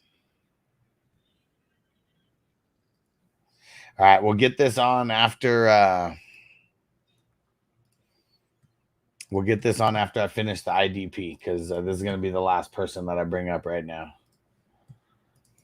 What up, bees? Man, you made it right at the end. I made it all the way through the IDP. This is the last DB that I'm going to talk about. But, man, I brought the heat this week. Pretty much everybody that I talked about was, like, all 0% rostered, like, guys, like, on Yahoo. And but guys who I told everybody to pick up last week. And then what do? 20-point performances this week. So, man, we're killing it with, like, the waiver wire ads, for sure. And so far, bees, I wonder what you think about this. Out of all these videos that I have been doing, like the waiver wire videos in each position and everything like that, recaps and all that kind of shit. But the uploaded videos, the IDP videos have been the most influential videos so far. So I think in week 1, the IDP waiver video got like 600 or 700 views. There's like 30 people, I think, who subscribed because of that video. And then this week, there's like 1,000 people last week, there's like 1,000 people who watched the video. And I think there's like 40 or 50 people who subscribed because of it. And so I know we're filling the void. We're filling the void here for people. And hey, Ron, and I am going to smoke, but I totally got distracted. I need to do one more person. That perfect time. About to start a little puff give in this motherfucker. All goes up to like 5, doing all the stats for the tournament. Oh, man, let's go. Yeah, it makes sense. There are less people who do a good job of IDP out there. Yeah, and so I got to keep killing it, man. Got to keep killing it, because the more people that, who do IDP that could find me, I feel like the more we're just going to grow this out. More leagues, more people, more friends telling friends, all that kind of shit. Okay.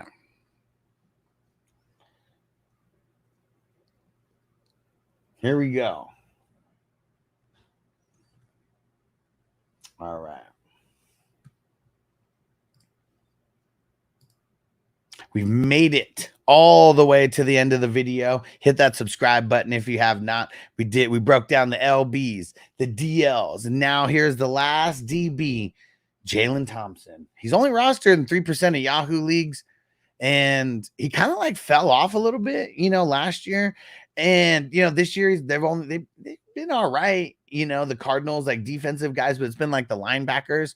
But what do you know? Goes up against a team like the Detroit Lions, a team that's airing it out, just a bunch. And he has 17 total points, 9 total tackles, had a tackle for loss, like in the mix as well. So he's going to be someone, if he is just, out there, just go pick him up. Pick him up. There's going to be weeks when they have the bye week where he is going to be real valuable. And if they're playing any kind of team that is going to be like a pass first versus a run first team, like that's where he has his value, and that's where he's going to rack up the tackles. All right. Subscribe, guys. Subscribe. If it's your first time here, make sure you turn on the notifications, hit the like button. I go live every single morning. So if you like catching live streams, like interacting, getting questions answered, things like that, make sure that get involved. Get involved with everything that we're doing, especially the live streams, because I'm live usually for 2 to 4 hours, like in the morning, answering questions. I record these videos within the live streams and everything. So one of the dopest fantasy communities out there. Go join 420crew.com. That's our private Patreon community. You could join for free, but I'd recommend joining at least as a $5 member. You'll get access to things that the free members don't get access to, and come support the mission. It's all about the IDP. Fuck team defense. You know that nobody else is bringing you the IDP heat like me. If you come in and you ask your IDP questions, I can give you specific answers based on your league, because some of these guys might not be available in your league. And you're like, hey, why is this guy only talking about people who aren't available in my league? I try to go for people who are like 0% rostered on Yahoo redraft leagues that like seem like they're on no one's leagues. But leave your questions in the comments if you got questions on who you should pick up, and come to the live streams, guys. Come to the live streams, get your questions answered. And if any other waiver wire videos that you need to see, they're popping up right now. So click it. Fuck team defense. All right, there we go. Let's do it. All right, time to smoke and celebrate. We got through the IDP video. Let's get it. Jacob, he said, currently I have Dak and Jaden Daniels having trouble on deciding to start playing on a weekly basis. Should I pay?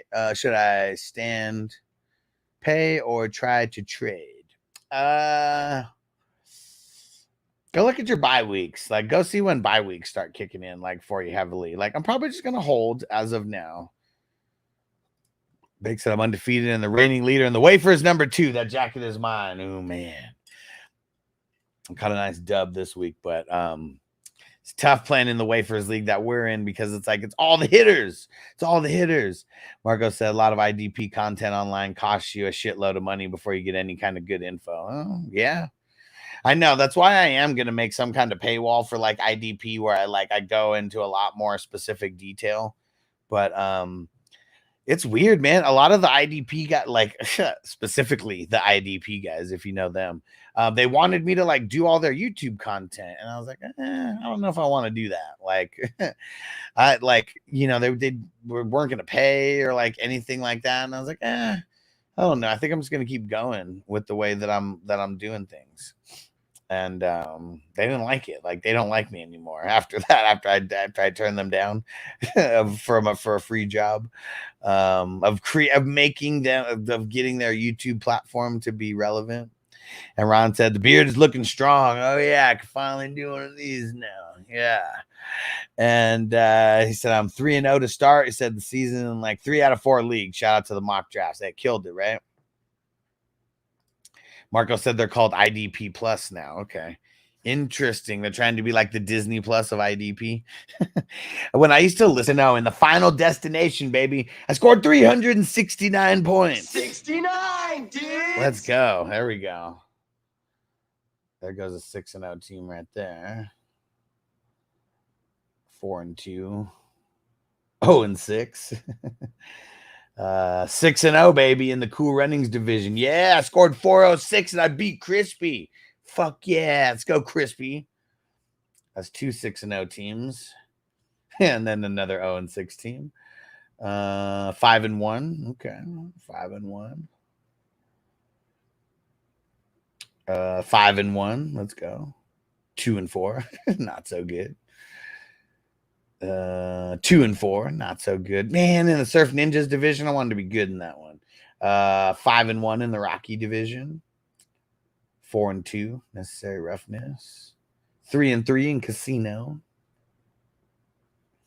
2-4 in the replacements. Might not survive over there.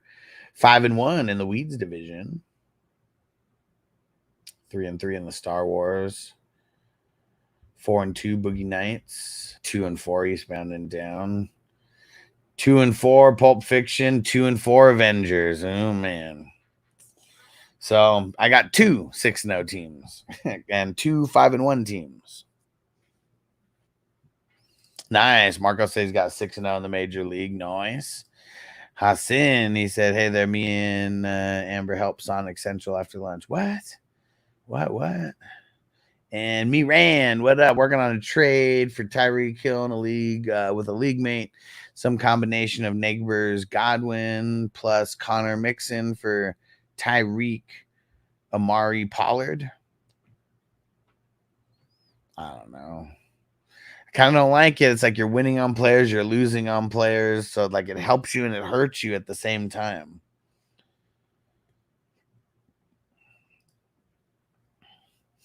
And Huston on tonight's PlayStation 5 and VR video game showcase. Oh, last day of NXT on the USA Raw Network before the CW. Yeah, and then what? And then is SmackDown going to be on USA? Is SmackDown leaving Fox? And hey, fuck New In. What up?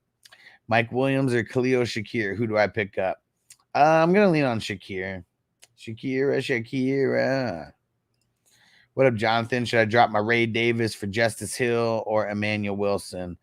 No, I think I would hold Ray Davis. I mean, there's something about that Buffalo team. It seems like they're going to be getting him involved. So,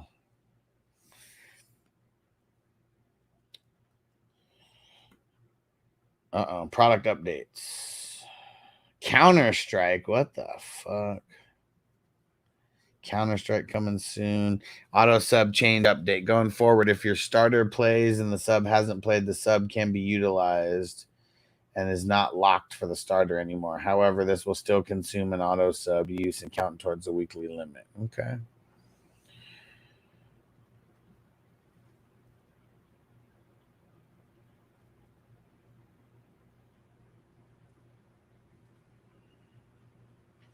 All right.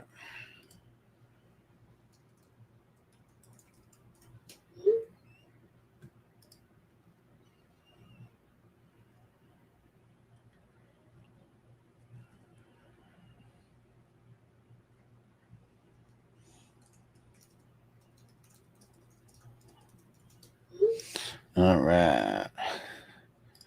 And Jonathan, I also have Ayuk already in the team. So is Juwan Man Jennings still worth picking up maybe to try and trade? Yeah, because he's like the ultimate flavor of the week right now. Like he's probably there. He is the number one waiver wire ad because it's so bad. Like on all waivers, like it's really not that good in most leagues. And so, yeah, if you could get him, I would put in the waiver claim. Because he's for sure the flavor of the week everywhere. And all right. And Toker 1J has got that song going. And yeah, we got Dynasty Life Stevie B. Be on the lookout for the IDP waiver video. Just go show some love, hit the thumbs up, and